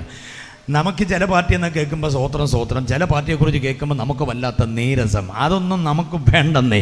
ആര് കയറണം, ആരിറങ്ങണം, അതൊക്കെ ഉടയവനാ തീരുമാനിക്കുന്നത്. പോളിംഗ് ബൂത്തിലേക്ക് ചെല്ലുമ്പോൾ അകത്തൊരു നിയോഗം കിട്ടും, അതിനനുസരിച്ച് കുത്തിയേക്കണം. എല്ലായിടത്തും കൂടെ വാരി കുത്തി അസാധുവാക്കരുത്. ഒരു വോട്ട് സാധുവാക്കിയിട്ട് ഇറങ്ങി വരാവൂ. അത് കുത്താനൊരു നിയോഗം കർത്താവ് ചില ചിഹ്നത്തെ തരും, അന്നേരം അങ്ങ് കുത്തിക്കോണം. അവർ കയറിക്കോട്ടെ.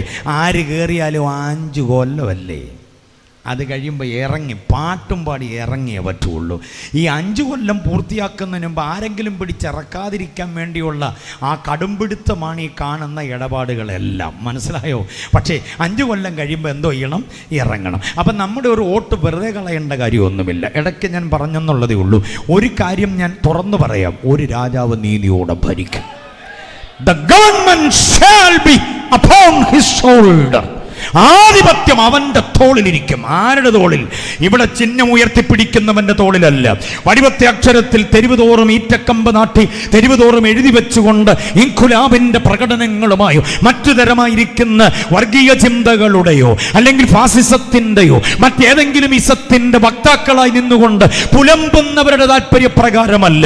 ഒരുവൻ ഇറങ്ങി വരാൻ പോകുന്നു. അത് നീതിയോടെയുള്ള ഭരണമാണ്. സത്യവും ധർമ്മവും നീതിയും ന്യായവും എല്ലാം കൂടെ ഒരുമിച്ച് ണക്കിക്കൊണ്ട് ആരും കണ്ണുനീരിലേക്ക് പോകാതെ, ഒരു പെണ്ണും ഇവിടെ പിഴച്ചു പോകാതെ, ഒരുത്തനും ആരെയും തുണ്ടമാക്കാൻ അനുവാദമില്ലാതെ, സ്നേഹത്തിനും സമത്വത്തിനും സാഹോദര്യത്തിനും യഥാർത്ഥ അഖണ്ഡതയ്ക്കുമൊക്കെ പ്രാധാന്യം കൊടുത്തുകൊണ്ട് ഒരു ഭരണ സംവിധാനം ഇവിടെ നിലവിൽ വരും. അതാ ക്രൈസ്തവ ജനതയുടെ പ്രത്യാശ. എല്ലാ പ്രഭാതങ്ങളിലും എല്ലാ പ്രദോഷങ്ങളിലും നിന്റെ രാജ്യം വരണമേ എന്ന് പ്രാർത്ഥിക്കുന്നത് വെറുതെയല്ല, മനപ്പായസം കണ്ടുകൊണ്ടല്ല പ്രാർത്ഥിക്കുന്നത്. അത് സംഭവിക്കാൻ പോകുക. ഇന്ന് നിലവിലുള്ളതിനെ മുഴുവനും കൂടെ വകഞ്ഞു മാറ്റി ആറ്റിലേക്ക് കളഞ്ഞ് കടലിലേക്ക് തള്ളിയിട്ട് ഒരു രാജാവ് ഇവിടെ നീതിയോടെ ഭരിക്കും. ഈങ്കുലാവില്ലാത്തൊരു ഭരണം, പിക്കറ്റിംഗ് ഇല്ലാത്ത, ഹർത്താലില്ലാത്ത, കരിങ്കൊടി പ്രകടനങ്ങളില്ലാത്ത, ഒരു മന്ത്രിയെയും വഴിയിൽ തടയാത്ത, ശാപമില്ല, ദോഷമില്ല, ഇല്ലായ്മ, വല്ലായ്മ, ദുഃഖ, ദുരിതങ്ങൾ, യുദ്ധങ്ങൾ, അതിന്റെ ശ്രുതികൾ ഒന്നുമില്ലാത്ത ഒരു ഭരണം വിശ്വസിക്കുന്നവരെ കരമടിച്ച് ആ ഭരണാധിപനെ ആരാധിക്കുന്ന രാത്രി എത്രയും വേഗം അത് സംഭവിക്കാൻ പോവുക. യെസ്, അതാ നമ്മുടെ പ്രത്യാശ. മറന്നു പോകരുത്, അത് നമ്മുടെ വലിയ പ്രത്യാശയാണ്. ആ പ്രത്യാശ പൂവണിയാൻ നേരമായി എന്ന് നാം അറിഞ്ഞുകൊള്ളുക. പടകതുനി മുഴക്കിക്കൊണ്ട് 5 കൊല്ലത്തെ ഗ്യാരണ്ടി തന്നുകൊണ്ട് കയറിയ ഒരു കൂട്ടം ആളുകൾക്ക് ഭാരതത്തിൻ്റെ മിക്ക സംസ്ഥാനങ്ങളുടെയും ആധിപത്യം നഷ്ടമായ വാർത്തകൾ നമ്മൾ ഈ ദിവസങ്ങളിൽ കണ്ടുകൊണ്ടിരിക്കുകയാണ്. ഇത് പുത്തൻ സംഭവമൊന്നുമല്ല. സ്വാതന്ത്ര്യലബ്ധിക്ക് ശേഷം കയറി ഇറങ്ങിയ ഒത്തിരി ഭരണാധിപന്മാരെ നമ്മൾ കണ്ടു. 72 വർഷമായി ഭാരതം സ്വാതന്ത്ര്യം നേടിയിട്ട് ആർക്കും ഇവിടെ ഇതിനെ പുണ്യസ്ഥലമാക്കാനൊന്നും പറ്റിയിട്ടില്ല. കൊള്ളയും കൊലപാതകങ്ങളും അക്രമങ്ങളും അനീതികളും ഭീകരവാദവും തീവ്രവാദവും വാദവുമെല്ലാം തേർവാഴ്ച നടത്തുന്നൊരു കിരാത തലത്തിലേക്ക് ഈ രാജ്യം വന്നു കഴിഞ്ഞിരിക്കുകയാണ്. നമ്മുടെ കുഞ്ഞു പെങ്ങന്മാർ, അമ്മമാർ, നമ്മുടെ ആൻറ്റിമാർ, നമ്മുടെ ഭാര്യമാരാരും സുരക്ഷിതരല്ല. വീടുകളിലും വണ്ടികളിലും പൊതുനിരത്തുകളിലും പഞ്ചായത്ത് റോഡുകളിലും സന്ധ്യ മയങ്ങിക്കഴിഞ്ഞാൽ ഓടുന്ന വണ്ടിക്കകത്ത് തനിയെ കയറാൻ നമ്മുടെ പെൺകുഞ്ഞുങ്ങൾ വല്ലാതെ പരിഭ്രമിക്കുന്നു. വീട് വിട്ടുപോയ കുഞ്ഞ് സന്ധ്യയ്ക്ക് വീട്ടിലെത്തുന്നതിന് അല്പം വൈകിയാൽ അമ്മയുടെ നെഞ്ചകത്തിനകത്ത് നെരിപ്പോട് പുകയുക അല്ല കത്തുകയാണ്. മനസ്സിലായോ? വീട് വിട്ടുപോയ ആൺകുഞ്ഞ് വരാൻ വൈകിപ്പോയാലും പേടിക്കേണ്ട കാലത്തിലേക്ക് വരികയാണ്. ഇവിടെ വെട്ടി നിരത്തുന്നു. പാർട്ടിയുടെ പേരിൽ, മതത്തിൻ്റെ പേരിൽ, ജനസംഘ ശക്തിയുടെ പേരിൽ വെട്ടി നിരത്തപ്പെട്ട് കഴിഞ്ഞിട്ട് ആ മൃതശരീരത്തിൻ്റെ വെട്ടുപാടുകളുടെ എണ്ണം പറഞ്ഞ് കളിക്കുന്നു ഇവിടുത്തെ മാധ്യമങ്ങൾ. ഞങ്ങൾ നോക്കിയപ്പോൾ 18 വെട്ട്, ഞങ്ങൾ നോക്കിയപ്പോൾ 31 വെട്ട്, 51 വെട്ട്, 58 വെട്ട്, ഇങ്ങനെ മൃതശരീരത്തിൻ്റെ ഉച്ചി മുതൽ അങ്ങ് ഉള്ളങ്കാല് വരെയുള്ള വെട്ടുപാടിൻ്റെ എണ്ണം പറഞ്ഞ് ഓരോരുത്തരും ഇവിടെ എതിർചേരിയിൽ നിന്നുകൊണ്ട് വാഗ്വാദം ഉന്നയിക്കുമ്പോൾ മാധ്യമങ്ങളുടെ സ്ക്രീനുകളിൽ എല്ലാ നേതാക്കന്മാരെയും പിടിച്ചിരുത്തിക്കൊണ്ട് വാഗ്ദോരണി മുഴക്കുന്ന ഒരു പത്രപ്രവർത്തകന്റെ വാക്ശരങ്ങളുടെ മുമ്പിൽ പതറി നിൽക്കുന്നു ചിലർ കത്തിക്കേറുന്നു. ഇത് കണ്ടുകൊണ്ടിരിക്കാൻ ഒരു കൂട്ടം കഴുതകളായ പൊതുജനങ്ങളും. നമ്മൾ എത്ര കാലം ഇത് സഹിക്കും? പക്ഷേ ഞങ്ങൾക്കൊരു പ്രത്യാശയുണ്ട്. മുളവനയോട്, ഈ നാടിനോട് ഞങ്ങൾ വിളിച്ചു പറയുന്നു, ഇന്ത്യയോട് വിളിച്ചു പറയുന്നു, കേരളത്തോട് വിളിച്ചു പറയുന്നു, ഇത് എത്രയും വേഗം ഒടുങ്ങാൻ പോവുകയാ, ഇത് എത്രയും വേഗം തീരാൻ പോവുകയാ, ഇത് എത്രയും വേഗം കാലഹരണപ്പെടാൻ പോവുകയാ.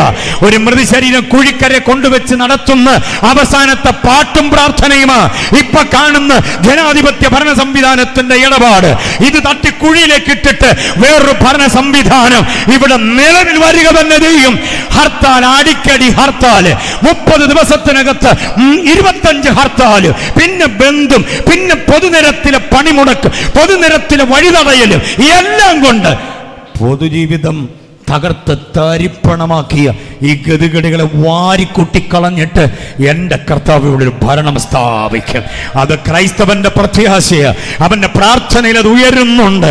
കാലമെല്ലാം കഴിയും, ഇന്ന് കാണുന്നതെല്ലാം അഴിയും, പിന്നെ പുതുയുഗം തിരിയും. തിരികെ വരാതെ നാം നിത്യതയിലേക്ക് പോകും. അതാണ് നമ്മുടെ പ്രത്യാശ. ആ പ്രത്യാശയുള്ളവർ അടങ്ങിയിരിക്കേണ്ട. അല്പസമയം ഒരുമിച്ച് കർത്താവിനെ സ്തുതിക്ക്. ഈ രാത്രിയിലെ കാഹളമായിരുന്നെങ്കിൽ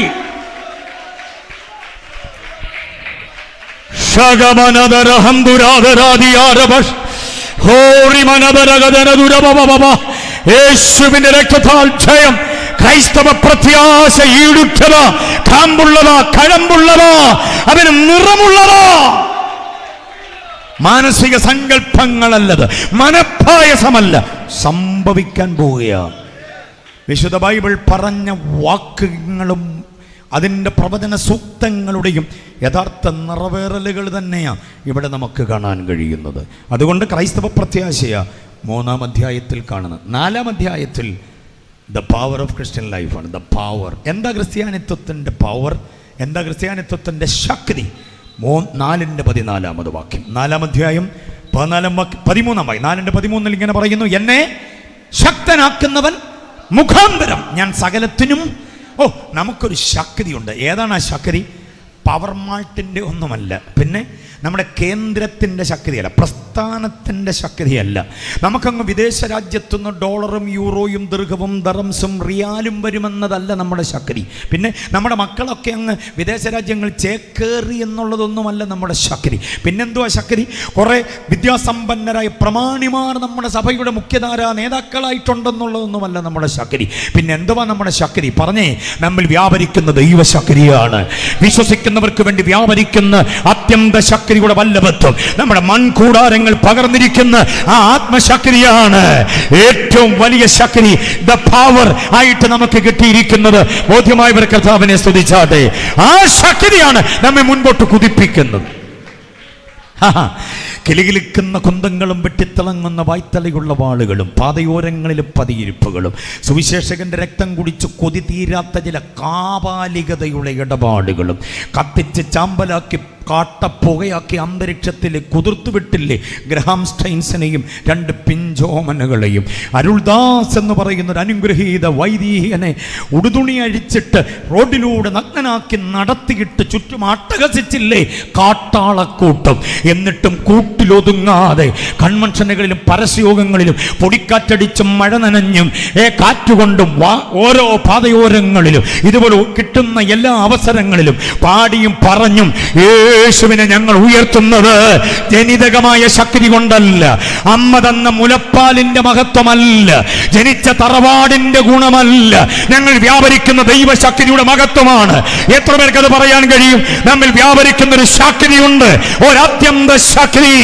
ഒന്നിനും തടഞ്ഞു വെക്കാൻ കഴിയാത്ത, ഒന്നിനും അടക്കി വെക്കാൻ കഴിയാത്ത, എല്ലാറ്റിനെയും അതിജീവിച്ചുകൊണ്ട് മുൻപോട്ട് വരുന്ന ഒരു വല്ലഭത്വം.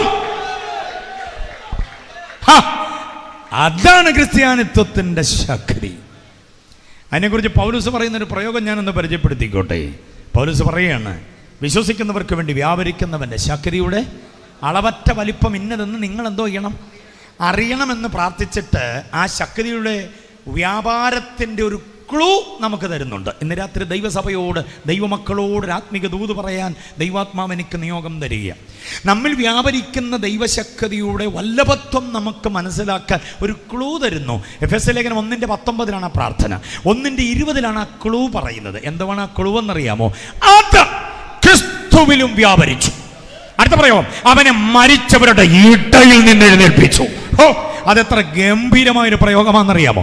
നമ്മുടെ മൺകൂടാരത്തിലേക്ക് തരാമെന്ന് പറഞ്ഞ ശക്തിയുടെ പ്രദർശനം, പ്രകടനം, അതിൻ്റെ വല്ലഭത്വം, അതിൻ്റെ അനന്ത സാധ്യത എന്താണെന്ന് നാം അറിയാൻ വേണ്ടി പറയുന്ന ഒരു ചരിത്ര ഭാഗമാണ് ആ ശക്തി ക്രിസ്തുവിൽ വ്യാപരിച്ചു എന്ന് പറഞ്ഞാൽ, അടക്കം ചെയ്ത് യഹൂദ മര്യാദ പ്രകാരം റൂമാല് കൊണ്ട്, ശീല കൊണ്ട് പൊതിഞ്ഞ് മാത്രമല്ല, പിന്നെ യോസഫും നിക്കോദിമോസും കൂടെ യഹൂദ മര്യാദ പ്രകാരം കൊണ്ടുവന്ന സുഗന്ധ കൂട്ടുകൾ ഇട്ട് പൂശി റുമാല് കൊണ്ട് പൊതിഞ്ഞ്, മനസ്സിലായോ? 150 റാത്തൽ തൂക്കമുള്ള അകിലും മൂറും, പിന്നെ വൈദ്യവിധി പ്രകാരമുള്ള ചില സുഗന്ധ ദ്രവ്യങ്ങൾ, ചില ചൂർണങ്ങൾ, ചില ലേപനങ്ങൾ, ഇതെല്ലാം കൂടെ ഒരുമിച്ച് മിക്സ് ചെയ്ത ഒരു കൂട്ടാണ്. 100 റാത്തൽ എന്ന് പറഞ്ഞാൽ 36 കിലോ. ഇന്ത്യൻ അളവനുസരിച്ച് ഒരു 50 കിലോ എങ്കിലും ഉണ്ടാകും. ആ കൂട്ടുകൊണ്ട് ഈ ശരീരത്തെ നന്നായി പൊതിഞ്ഞ് ക്രമീകരിച്ച് റൂമാല് കൊണ്ട് ക്രമീകരിച്ചത്. ഞാനൊരു പുസ്തകത്തിൽ പഠിച്ചത് ഇങ്ങനെയാണ്. ഒരു ഡോക്ടറുടെ നിരീക്ഷണവും അന്വേഷണവുമായി അദ്ദേഹം കണ്ടെത്തിയ ഒരു കുറിപ്പ് വായിച്ചപ്പോൾ അമ്പരന്ന് പോയി. ഒറ്റയ്ക്ക് മുറിയിലിരുന്ന പുസ്തകം വായിച്ചപ്പം ആ പുസ്തകം എൻ്റെ കയ്യിലിരുന്ന് വിറച്ചു. ഞാൻ ആകപ്പാടെ വല്ലാതെയായിപ്പോയി. ശക്തിയുടെ വല്ലഭത്വത്തെക്കുറിച്ച് വരികളുടെ അകത്തളങ്ങളിലേക്ക് ഇറങ്ങിയപ്പം ഞാൻ ഒറ്റയ്ക്കിരുന്ന് ആത്മാവിൽ ആരാധിച്ചു പോയി. പുസ്തകം എൻ്റെ കയ്യിൽ നിന്ന് തെറിച്ചു പോയ അനുഭവം ഞാൻ ഓർക്കുന്നു.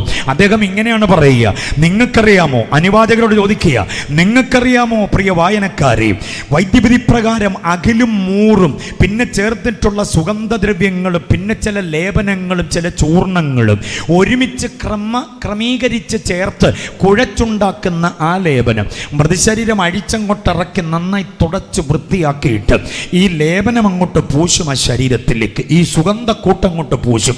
എന്നിട്ട് ഈ റൂമാല് കൊണ്ട് അതിനെ അങ്ങോട്ട് നന്നായി പൊതിയും. എന്നിട്ട് ആ റൂമാലിൻ്റെ മീതെ വീണ്ടും ഇതിനെ അങ്ങോട്ട്, നിർമ്മല ശീലയുടെ മീതെ വീണ്ടും ഈ ലേപനം, ഈ സുഗന്ധക്കൂട്ടം അങ്ങോട്ട് പൂശും.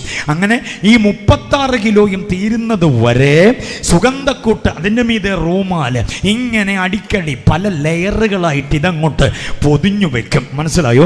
എന്നിട്ട് ഒരു 1.5 മണിക്കൂർ വായുവിൻ്റെ സമ്പർക്കത്തിന് വേണ്ടി ഇതിനെ ഇങ്ങനെ അങ്ങോട്ട് എടുത്ത് വെച്ച് കൊടുക്കും. തുറസായൊരിടത്തേക്ക് ഇതിനെ അങ്ങനെ അങ്ങോട്ട് വെച്ച് കൊടുക്കുമ്പം ഈ ഒരു എല്ലാ ആയുർവേദ ഔഷധങ്ങൾക്കും എല്ലാ പച്ചമരുന്നുകൾക്കും അതിൻ്റെതായിരിക്കുന്ന ചില വീര്യമുണ്ടെന്നല്ലേ പറയുക.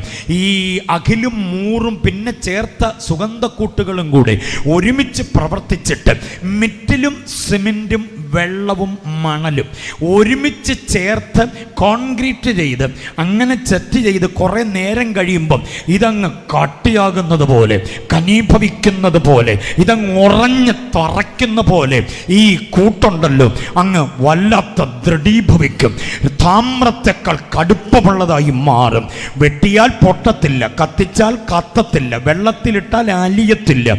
ഈ മൃതശരീരത്തെ അകത്താക്കിക്കൊണ്ട് ഇതിൻ്റെ ചുറ്റും ഒരു ഓറ ഉറയായിട്ട് ഇതങ്ങ് മാറുകയാണ്. അദ്ദേഹം ഇങ്ങനെ പറയുന്നു, ഈ ഉറയ്ക്കകത്തു നിന്ന് മൃതശരീരത്തെ പുറത്തു കൊണ്ടുവരുവാൻ കാലം എത്ര കഴിഞ്ഞാലും പഴക്കം കൊണ്ട് പറ്റില്ല, അതങ്ങനെ തന്നെ ഇരിക്കും. പിന്നെ ഈ ഉറയ്ക്കകത്തുനിന്ന് ഇതിനെ പുറത്തു കൊണ്ടുവരാൻ ഒറ്റ മാർഗമേ ഞാൻ കാണുന്നുള്ളൂ. ഈ അത്യന്ത ശക്തിയുടെ വ്യാപാരം അതിലേക്ക് ഇറങ്ങിയാൽ ഈ ഉറ പൊളിച്ച് പുറത്തു വരാനിടയാകും. അതാണ് അത്യന്ത ശക്തി. അതിനെയാണ് എഫെസ്യ ലേഖനകാരൻ പറയുന്നത്, ഈ അത്യന്ത ശക്തി ക്രിസ്തുവിലും വ്യാപരിച്ചു അവനെ മരിച്ചവരുടെ ഇടയിൽ നിന്ന് എന്ന് പറഞ്ഞാൽ യഥാർത്ഥ ഭാഷ്യം മരിച്ചവരെ പൊതിയുന്ന ഈ ഉറയ്ക്കകത്തു നിന്ന് അവനെ പുറത്തു കൊണ്ടുവന്നു. 8 ടൺ ഭാരമുള്ള കല്ലുരുട്ടി വായ്ക്കൽ വെച്ചിരുന്നത് തട്ടിമാറ്റിക്കളഞ്ഞ് നെഞ്ചുവിരിവുള്ള ചെറുപ്പക്കാർ ഊരിപ്പിടിച്ച വാളും നീട്ടിപ്പിടിച്ച കുന്തവുമായി നിന്നിട്ട് അവരെ തട്ടിമാറ്റി അവരെ തകർത്ത് തരിപ്പണമാക്കിയിട്ട് എന്റെ യേശു പുറത്തു വരാനിടയായി. യേശുവിനെ മരിച്ചതിൽ നിന്ന്, മരിച്ചവരുടെ ഇടയിൽ നിന്ന്, മരിച്ചവരെ അടക്കം ചെയ്ത ഉറയ്ക്കകത്തു നിന്ന് പുറത്തു കൊണ്ടുവന്ന് ശക്തിയാണ് നമ്മുടെ ശക്തി എന്ന് പറയുന്നത്. അതാ നമ്മിലേക്ക് വ്യാപരിപ്പിക്കുന്നത്. എത്ര പേർക്ക് ബോധ്യമായിട്ടുണ്ട്? അതിലൊരു പദം ഞാനൊന്ന് പറഞ്ഞോട്ടെ പ്രിയരെ, അതിലൊരു പദം ഞാനൊന്ന് പറഞ്ഞോട്ടെ. മരിച്ചവരുടെ ഇടയിൽ നിന്ന്. ഇന്ന് രാത്രി എന്നെ താങ്കൾ കേട്ടുകൊണ്ടിരിക്കുമ്പം ഏതിനിടയിലായി? ഇപ്പം ആക്ഷേപങ്ങളുടെ ഇടയിലാണോ? രോഗബന്ധനങ്ങളുടെ ഇടയിലാണോ? നിന്ദകളുടെ ഇടയിലാണോ? ഭീഷണിയുടെ ഇടയിലാണോ? നിന്നെ തകർത്ത് കളയുമെന്ന് വാതുകെട്ടി പോരാടുന്ന, കാതോട് കാതോരം നിന്നെക്കുറിച്ച് ആക്ഷേപം പറയുന്ന ചില വല്ലാത്ത വ്യക്തികളുടെ ഇടയിലാണോ? ആത്മീയതയിൽ നിന്നെ മുൻപോട്ട് വിടാതെ പിടിച്ചു നിർത്തുന്ന ചില വല്ലാത്ത ശക്തികളുടെ ഇടയിലാണോ? നിന്നിലുള്ള കൃപാവരം ജ്വലിപ്പിക്കാൻ കഴിവില്ലാത്ത വിധം നിന്നെ ഒതുക്കിക്കളയുന്ന ചില കമ്മിറ്റിയുടെ ഇടയിലാണോ? നിന്റെ മീതെ അതീശത്വം ഉണ്ടാക്കുന്ന ചില ശക്തികളുടെ ഇടയിലാണോ? പേടിക്കണ്ട. ഏതിനിടയിലായാലും അതിനിടയിൽ നിന്ന് നിന്നെ ഉയർത്തിക്കൊണ്ടുവരാൻ കഴിയുന്ന ഒരു ശക്തി, അതാണ് പുനരുത്ഥാനത്തിന്റെ ശക്തി. വിശ്വസിക്കുന്നവർക്കായി ഞാൻ ദൈവത്തെ സ്തുതിക്കുന്നു. യൂട്യൂബിൽ എന്നെ ശ്രദ്ധിക്കുന്ന മാന്യ സുഹൃത്തെ, താങ്കളോട് പറയുക, താങ്കൾ ആയിരിക്കുന്നതിനിടയിൽ നിന്ന് പൊക്കിക്കൊണ്ടുവരാൻ കഴിയുന്ന ഒരു ശക്തി, അതാണ് ക്രിസ്ത്യാനിത്വത്തിന്റെ മഹത്വം. ആ ശക്തി പ്രാപിച്ചെടുത്തോണം. ഇരിക്കമുഴങ്കാലിൽ ഈ ശക്തി താങ്കളുടെ മേൽ വ്യാപരിക്കപ്പെടണം. 2018 കെട്ടുപൊട്ടിച്ച് 19 വിജയതരമായി ചുവട് വയ്ക്കാൻ കീശയിലെ കാശ് പോരാ, ബന്ധുബലവും സ്വാധീനതയും പോരാ. മൊബൈൽ ഫോൺ എടുത്ത് പടപടപടപടാന്ന് 10 നമ്പർ ഡയൽ ചെയ്താൽ മറതലയ്ക്കൽ കിട്ടുന്ന വമ്പൻ താരങ്ങൾ പോരാ ഈ കെട്ടുപാടുകൾ താങ്കളെ ഉയർത്താൻ. 2018 ബാക്കി നിൽക്കുന്ന ചില ദിവസങ്ങളുടെ ശ്രദ്ധയോടെ നിതാന്ത ജാഗ്രതയോടെ മുട്ടുമടക്കാൻ കഴിയുമെങ്കിൽ പണ്ടെന്നോ പ്രാപിച്ച ശക്തിയല്ല, അതൊന്നുകൂടെ റീസ്റ്റോർ ചെയ്യാൻ, പുതുക്കി പ്രാപിക്കാൻ ദൈവാത്മാ ബുദ്ധി ഉപദേശിക്കുന്നു. എവിടൊക്കെയോ നീ തണുത്തുപോയി, എവിടൊക്കെയോ നീ ആറിപ്പോയി, എവിടൊക്കെയോ നിന്റെ കൃപകളെ നഷ്ടപ്പെടുത്തി. ഒരിക്കൽ ദൈവം ഉപയോഗിച്ച മൂർച്ചയുള്ള പേന എവിടെ? ഒരിക്കൽ നീ ഉപയോഗിച്ച നിന്റെ മൂർച്ചയുള്ള നാവ് എവിടെ? ഒരിക്കൽ നീ കണ്ട ദർശനത്തിന്റെ കണ്ണുകൾ എവിടെ? ചില വീട്ടിലേക്ക് നീ കയറുമ്പോൾ ആ വീടിനെ കുറിച്ച് നീ അറിഞ്ഞിരുന്നു. ചില വ്യക്തികൾ നിന്നോട് ഇടപെടുമ്പോൾ നീ അവരെ വിവേചിച്ചിരുന്നു. ഇപ്പോൾ ആ ശക്തിയും ആ കൃപയും ആ ആത്മീയതയുടെ ശൗര്യവും എവിടെ? 2018 കലണ്ടർ ചുരുട്ടി മാറ്റുന്നതിന് മുൻപ് അല്പം കൂടെ നിരിക്കാൻ കഴിയുമോ? കർത്താവ് നിന്നെ കരുത്തോടെ എഴുന്നേൽപ്പിക്കും. ഒന്നുകൂടെ തീക്ഷ്ണമായി, ഒന്നുകൂടെ ശക്തിയോടെ. തിരുവചനത്തിന്റെ ആലോചനകൾക്ക് നാവിന്റെ മേൽ അഭിഷേകം നൽകി വചനത്തെ വചനം കൊണ്ട് വ്യാഖ്യാനിക്കാൻ ആശയങ്ങൾ പറയുമ്പോൾ തന്നെ ജനഹൃദയങ്ങളിൽ ഒരു വലിയ ആത്മീയതയുടെ അനുഭവം ഉണ്ടാകത്തക്ക നിലയിൽ, നീ പോകുന്ന ഇടങ്ങളിൽ അത്ഭുതങ്ങൾ നടക്കത്തക്ക നിലയിൽ, നീ ചവിട്ടുന്ന ഭവനങ്ങൾ അനുഗ്രഹിക്കപ്പെടത്തക്ക നിലയിൽ, നിനക്ക് ഉപരോധം ഏർപ്പെടുത്തുന്ന ചില ദേശങ്ങളിൽ നീ ധൈര്യമായി കയറത്തക്ക നിലയിൽ കർത്താവ് ഉപയോഗിക്കാൻ ഒന്നുകൂടെ കരങ്ങളിൽ ഏൽപ്പിച്ചു കൊടുക്കുന്നു. ആരാധിച്ചേ കർത്താവിനെ, ശക്തമായി കർത്താവിനെ ഒന്ന് സ്തുതിക്ക്. ഈ 2ാമത് രാത്രിയിൽ ഒരു അഭിഷേകത്തിന്റെ നിറവ്, നമ്മുടെ പ്രത്യാശ കർത്താവിന്റെ വരവാണെങ്കിൽ അതിനു മുൻപ് ഈ ശക്തി ഒന്നുകൂടെ റീസ്റ്റോർ ചെയ്യാൻ. യെസ് സുഹൃത്തെ, ഒറ്റയ്ക്കേ ഉള്ളൂ നീ അങ്ങ് വിദേശത്ത്. നിന്റെ ജോലി സംബന്ധമായി നിരവധി ഭീഷണികൾ നിനക്കുണ്ട്. ഉള്ളതെല്ലാം കൂടെ വിറ്റുപെറുക്കി പണയപ്പെടുത്തി കയറിയതാ നീ ഫ്ലൈറ്റിൽ കടൽ കടക്കാൻ. അവിടെ ചെന്ന് ദുഃഖങ്ങളുടെ താഴ്വരയിൽ ഏകാന്തതയുടെ തുരുത്തിൽ നീ അകപ്പെട്ടതുപോലെയാ പക്ഷെ ഇന്ന് രാത്രിയിൽ മൈലുകൾ അകലെ നിന്നുകൊണ്ട് മുളവനയിൽ ഒരു പറ്റം ദൈവമക്കളോട് ചേർന്ന് ദൈവം തന്ന കൃപയുടെ അഭിഷേകം ഏറ്റെടുത്തുകൊണ്ട് ഞങ്ങൾ ഒരുമിച്ച് താങ്കളോട് പറയുന്നു, നിന്റെ ഭീഷണികളെ മാറ്റി, നിന്റെ ബോസിന്റെ ഒരുമാതിരി ദുഷ്ടവ്യാപാരത്തെ മാറ്റി, നിന്റെ സഹപ്രവർത്തകരുടെ ഭീഷണികളെ മാറ്റി, നിന്നെ മടക്കി അയക്കാൻ ശ്രമിക്കുന്ന ചില കിരാത നിഗൂഢ പദ്ധതികളെ മാറ്റി, നിന്നെ അവിടെ തന്നെ ഉറപ്പിക്കാൻ നീ നിമിത്തം ചില നന്മകൾ ഉണ്ടാകാൻ ദൈവം ചില പുതിയ വഴികൾ തുറക്കുകയാകട്ടോ. അടുത്ത് നീ വീട്ടിലേക്ക് ചെയ്യാൻ പോകുന്ന ഫോൺ കോൾ അനുഗ്രഹത്തിന്റെ ദൈവം പ്രാർത്ഥന കേട്ടു എന്നതിന്റെ ആകും അത് തിരിച്ചറിയുന്ന നീ കർത്താവിനെ സ്തുതിക്ക്. ഇത് കണ്ടുകൊണ്ടിരിക്കുമ്പോൾ തന്നെ കരങ്ങൾ അടിച്ച് കർത്താവിനെ ഒന്ന് ആരാധിക്ക്. യേശുവിന്റെ നാമത്തിൽ ഒരത്ഭുത പ്രവൃത്തി.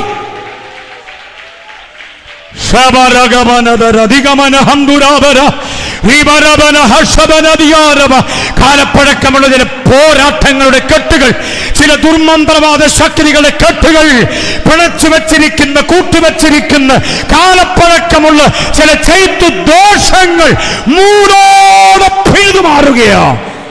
യേശുവിന്റെ നാമത്തിൽ ലഭിക്കപ്പെടേണ്ട ചില അനുഗ്രഹങ്ങൾ തടയപ്പെട്ടതിന്റെ ബ്ലോക്ക് കർത്താവ് മാറ്റുകയാ. നമ്മൾ വ്യാപരിക്കുന്ന ശക്തി ചിലതിനിടയിൽ നിന്ന് നമ്മെ പോക്കുന്നതാ. വിശ്വസിക്കുന്നവർ എത്ര പേരുണ്ട്? വിശ്വസിക്കുന്നവർ എത്ര പേരുണ്ട്? ആവേശത്തിന് വേണ്ടി പറയുന്നതല്ല, ആത്മനിയോഗത്തോടെ പറയുന്നതാണ്. ഇന്ന് രാത്രിയിൽ ക്രിസ്ത്യാനിത്വത്തിന്റെ ശക്തി സംഘടനയല്ല, ക്രിസ്ത്യാനിത്വത്തിന്റെ ശക്തി ജനസംഘ ശക്തി അല്ല, ക്രിസ്ത്യാനിത്വത്തിന്റെ ശക്തി ആയുധ പരിശീലനമല്ല, ക്രിസ്ത്യാനിത്വത്തിന്റെ ശക്തി വോട്ട് ബാങ്ക് അല്ല, ക്രിസ്ത്യാനിത്വത്തിന്റെ ശക്തി അകത്ത് വ്യാപരിക്കുന്ന ദൈവശക്തിയാണ്. പരിശുദ്ധാത്മാവിന്റെ ശക്തി, വിശ്വസിക്കുന്നവന്റെ മേൽ കർത്താവ് പകരുന്ന ശക്തി. ഹല്ലേലൂയ. ഫിലിപ്പിയ ലേഖനം 4 അധ്യായത്തെക്കുറിച്ചുള്ള പരിചയപ്പെടുത്തലായി. മുഖവര തീർന്നു. ഇനിയും വിഷയത്തിലേക്ക് കയറുക. സന്തോഷമാണോ? മുഖവര ഇത്ര ഉണ്ടെങ്കിൽ വിഷയം എത്രയോ ഉണ്ടാകും. ഹല്ലേലൂയ. വായിച്ച വാക്യം എവിടോ കിടക്കുക, തേടിപ്പോകാം നമുക്ക്. വായിച്ചത് എത്രയായിരുന്നെന്ന് ഓർമ്മയുണ്ടോ? 3-ാം അധ്യായം 10-11. വേഗം ഞാൻ പറഞ്ഞ് നിർത്താം. 9:30 അപ്പുറത്തോട്ട് ദൈവാത്മാവ് കൊണ്ടുപോകല്ലേ എന്നൊക്കെയാണ് സംഘാടകർ എന്നോട് പറഞ്ഞത്. അങ്ങനെ ചില പ്രതിഭാസമുണ്ട്. എബ്രഹാമാണ് പ്രസംഗിക്കുന്നത്, ദൈവാത്മാവ് നടത്തുന്നത് പോലെ അദ്ദേഹം മുൻപോട്ട് പോകും എന്നൊക്കെ മൈക്കിനകത്തോടൊരു ദൈവദാസൻ പറഞ്ഞിട്ട് മൈക്ക് എൻ്റെയിലോട്ട് തരുന്നതിന് മുമ്പേ ചെവി പറഞ്ഞു 1 മണിക്ക് നിർത്തണമെന്ന്. ദൈവാത്മാവ് നടത്തുന്ന പോലെ പൊക്കോട്ടെ എന്ന് പറഞ്ഞിട്ട് ചെവി പറയുകയാണ് 1 മണിക്ക് എന്ന് പറഞ്ഞ പോലെ ആത്മാവ് നടത്തുന്ന പോലെ പൊക്കോട്ടെ, പക്ഷെ 9:30 അപ്പുറം പോകല്ലേ എന്നാ. ഓക്കെ, അതുകൊണ്ട് അല്പം വേഗത്തിൽ ഞാൻ വാക്യത്തിലേക്ക് വന്ന് നിർത്താം. ഇനി എന്തെങ്കിലും മുളവന വഴി വരുന്നുണ്ടെങ്കിൽ ബാക്കി പറയാം. Price the Lord. ഹല്ലേലൂയ. വായിച്ച വാക്യം ഇങ്ങനെയാണ്: യേശുവിൽ ഇരിക്കേണ്ടതിനും അവനിൽ ഇരിക്കണം. അങ്ങനെയൊക്കെയാണ് വാക്യം. അതൊക്കെ നമ്മുടെ ലിപിയനത്തിൻ്റെ പ്രശ്നമാണ്. പൊതുവേദികൾ നമ്മൾ വായിക്കുമ്പോൾ അങ്ങനെ നീട്ടിപ്പരത്തി വായിക്കാതെ അവിടെ എല്ലാം യേശുവെന്നോ ക്രിസ്തുവെന്നോ കർത്താവെന്നോ ചേർക്കണം. മനസ്സിലായില്ലേ?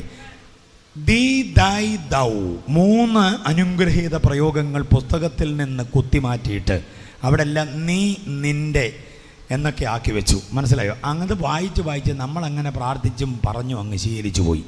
അതുകൊണ്ട് മലയാളിയുടെ പ്രാർത്ഥന ദൈവം എത്രമാത്രം കേൾക്കുന്നുണ്ടെന്നുള്ള കാര്യത്തിൽ എനിക്ക് സംശയമാണ്.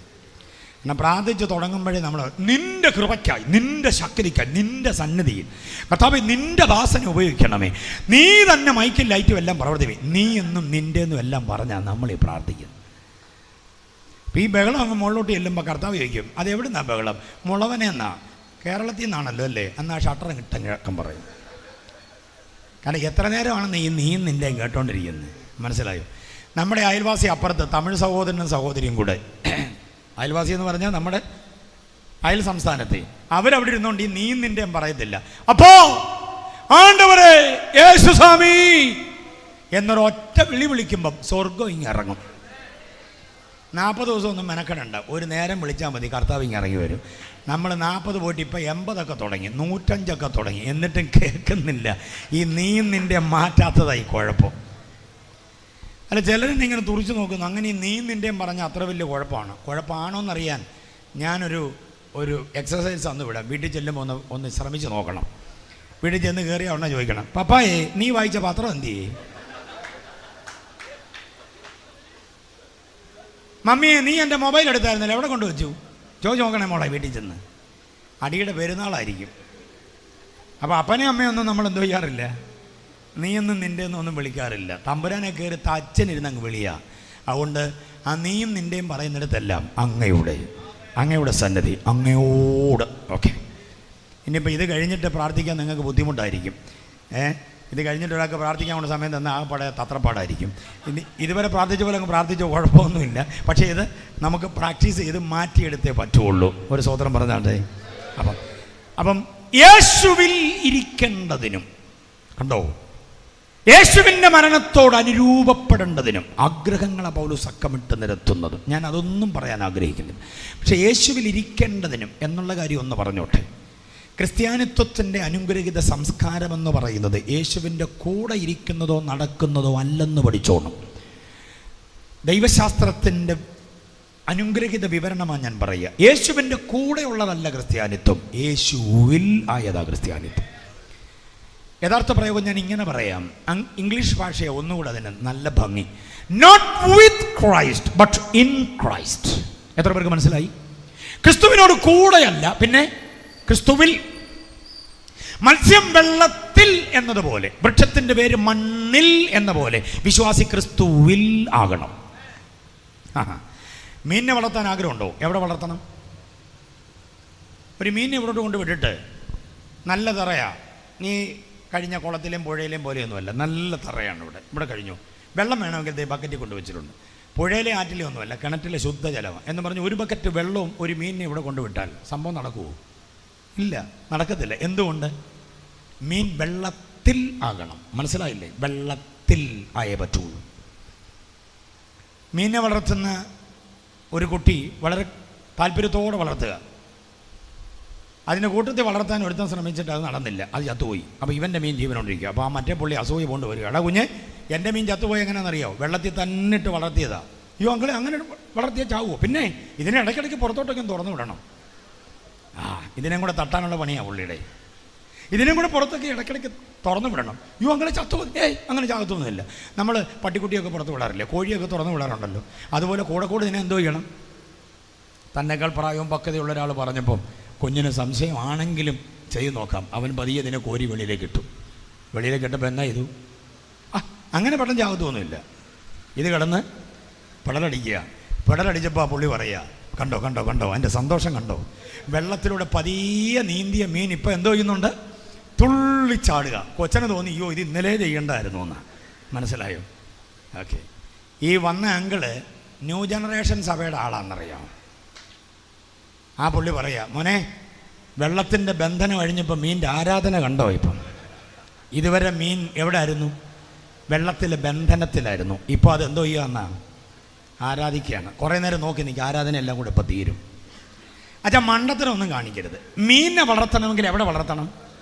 Not with water but in the water.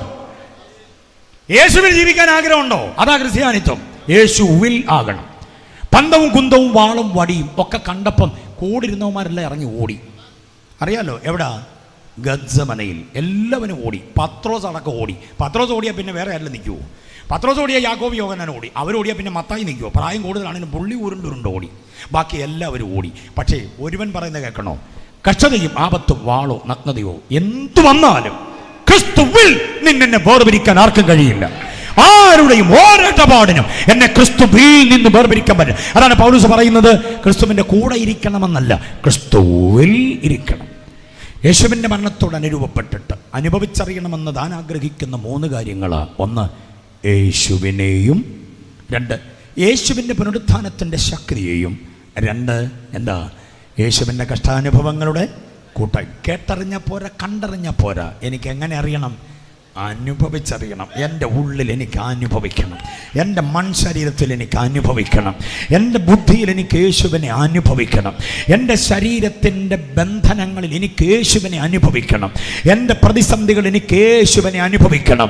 വേറൊരു ശക്തിയും എന്നെ സഹായിക്കണ്ട, വേറൊരു ദൈവവും എന്നെ സഹായിക്കണ്ട, വേറൊരു ദേവിയും ദേവനും എന്നെ സഹായിക്കണ്ട. എനിക്ക് യേശുവിനെ അനുഭവിച്ചറിയണം. എത്ര പേര് ആഗ്രഹിക്കുന്നുണ്ട് യേശുവിനെ അറിയുക? അത് ഗംഭീരമായൊരു ചിന്തയാണ്, യേശുവിനെ അറിയുക എന്നുള്ളത്. യേശുവിനെ അറിയുക എന്ന് പറയുന്നതിനകത്ത് 2 ചിന്ത പഠിച്ചുകൊണ്ട് പോകണം. പ്രസംഗിക്കുന്നില്ലത്. ദൈവദാസന്മാർ, വേദവിദ്യാർത്ഥികൾ കുറിച്ചു കൊള്ളണം 2 ചിന്ത.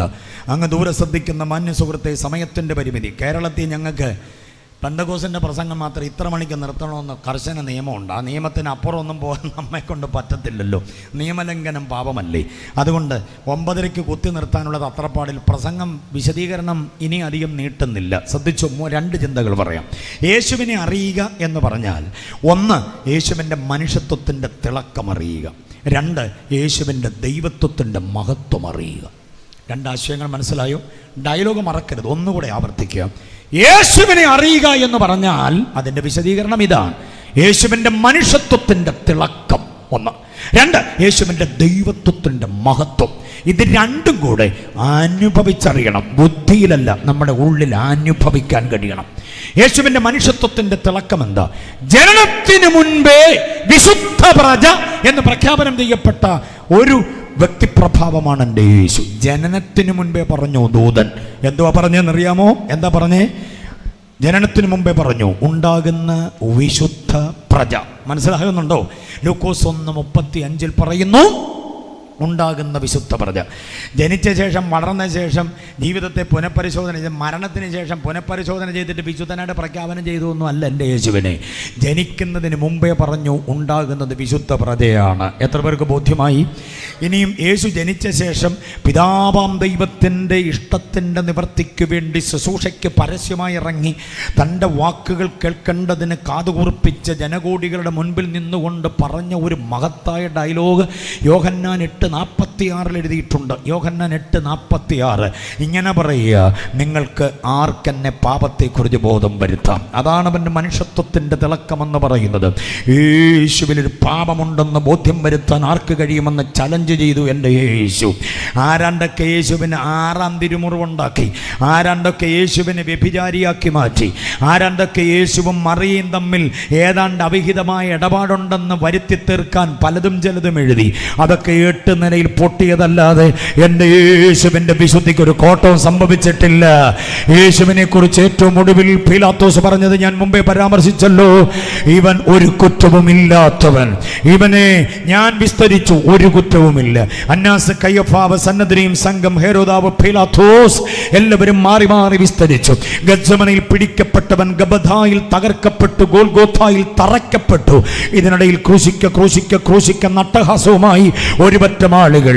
എല്ലാവരുടെയും അട്ടഹാസങ്ങളും ആക്ഷേപങ്ങളും അപവാദങ്ങളും ഏറ്റുകൊണ്ട് ഏതാണ്ട് 285 കിലോ കനത്ത ഭാരമുള്ള ക്രൂശുമെടുത്തുകൊണ്ട് ഗോൽഗോഥ വരെ വീണും എഴുന്നേറ്റും ചെന്ന് കാരിരും പാണി കൊണ്ട് തറയ്ക്കപ്പെട്ട എൻ്റെ യേശു 3 മണിക്കൂർ കഴിഞ്ഞപ്പോൾ പ്രാണനെ പിതാവിൻ്റെ സന്നദ്ധിയിലേക്ക് ഏൽപ്പിച്ചു കൊടുത്തു.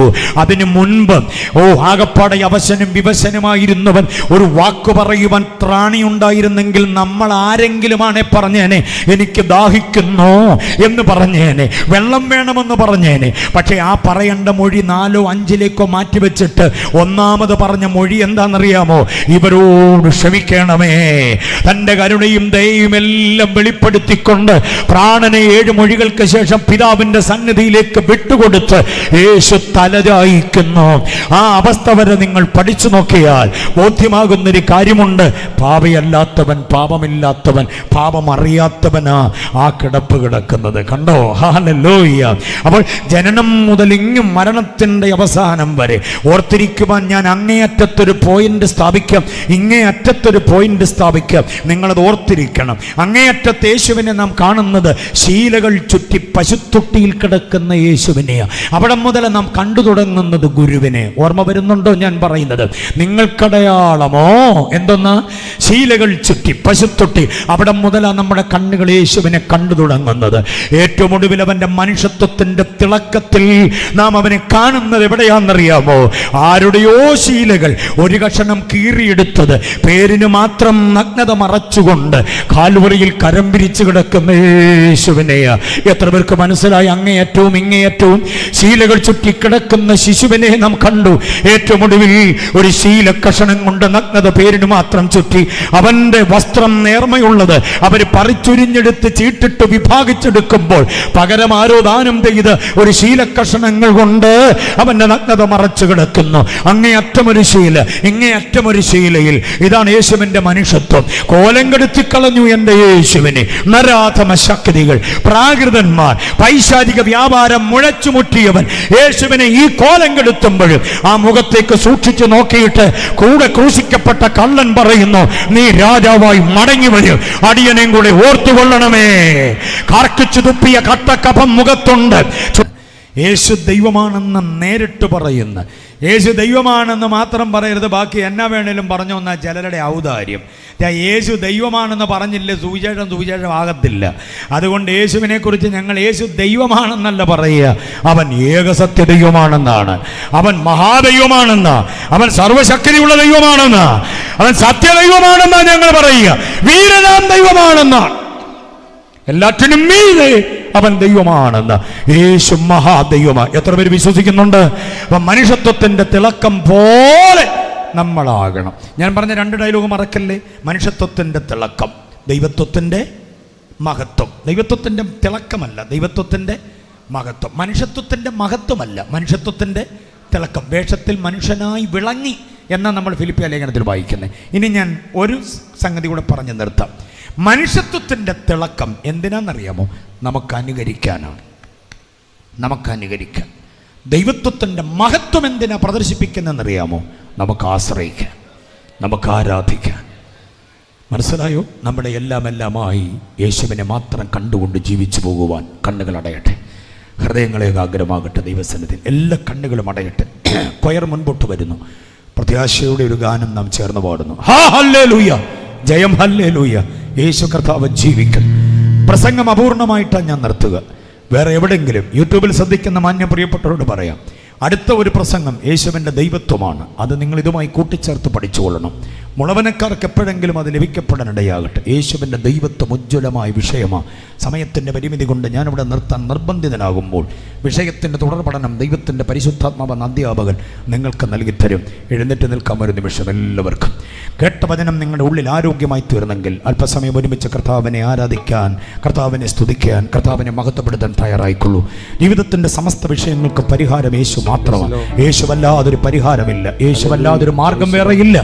ഏകരക്ഷകനായ, ഏക കർത്താവായ, ഏക ദൈവമാണ്, ഏക ആരാധ്യനാണ്, ഏക മധ്യസ്ഥനാണ് യേശു, ഏക അവതാരമാണ് യേശു. ആ യേശുവിനെ ജീവിതത്തിന്റെ എല്ലാമായി ഏറ്റെടുത്തുകൊണ്ട് ശിഷ്ടകാലം കർത്താവിന് വേണ്ടി യേശു ജീവിച്ചതുപോലെ പാർത്തലത്തിൽ ജീവിക്കുവാൻ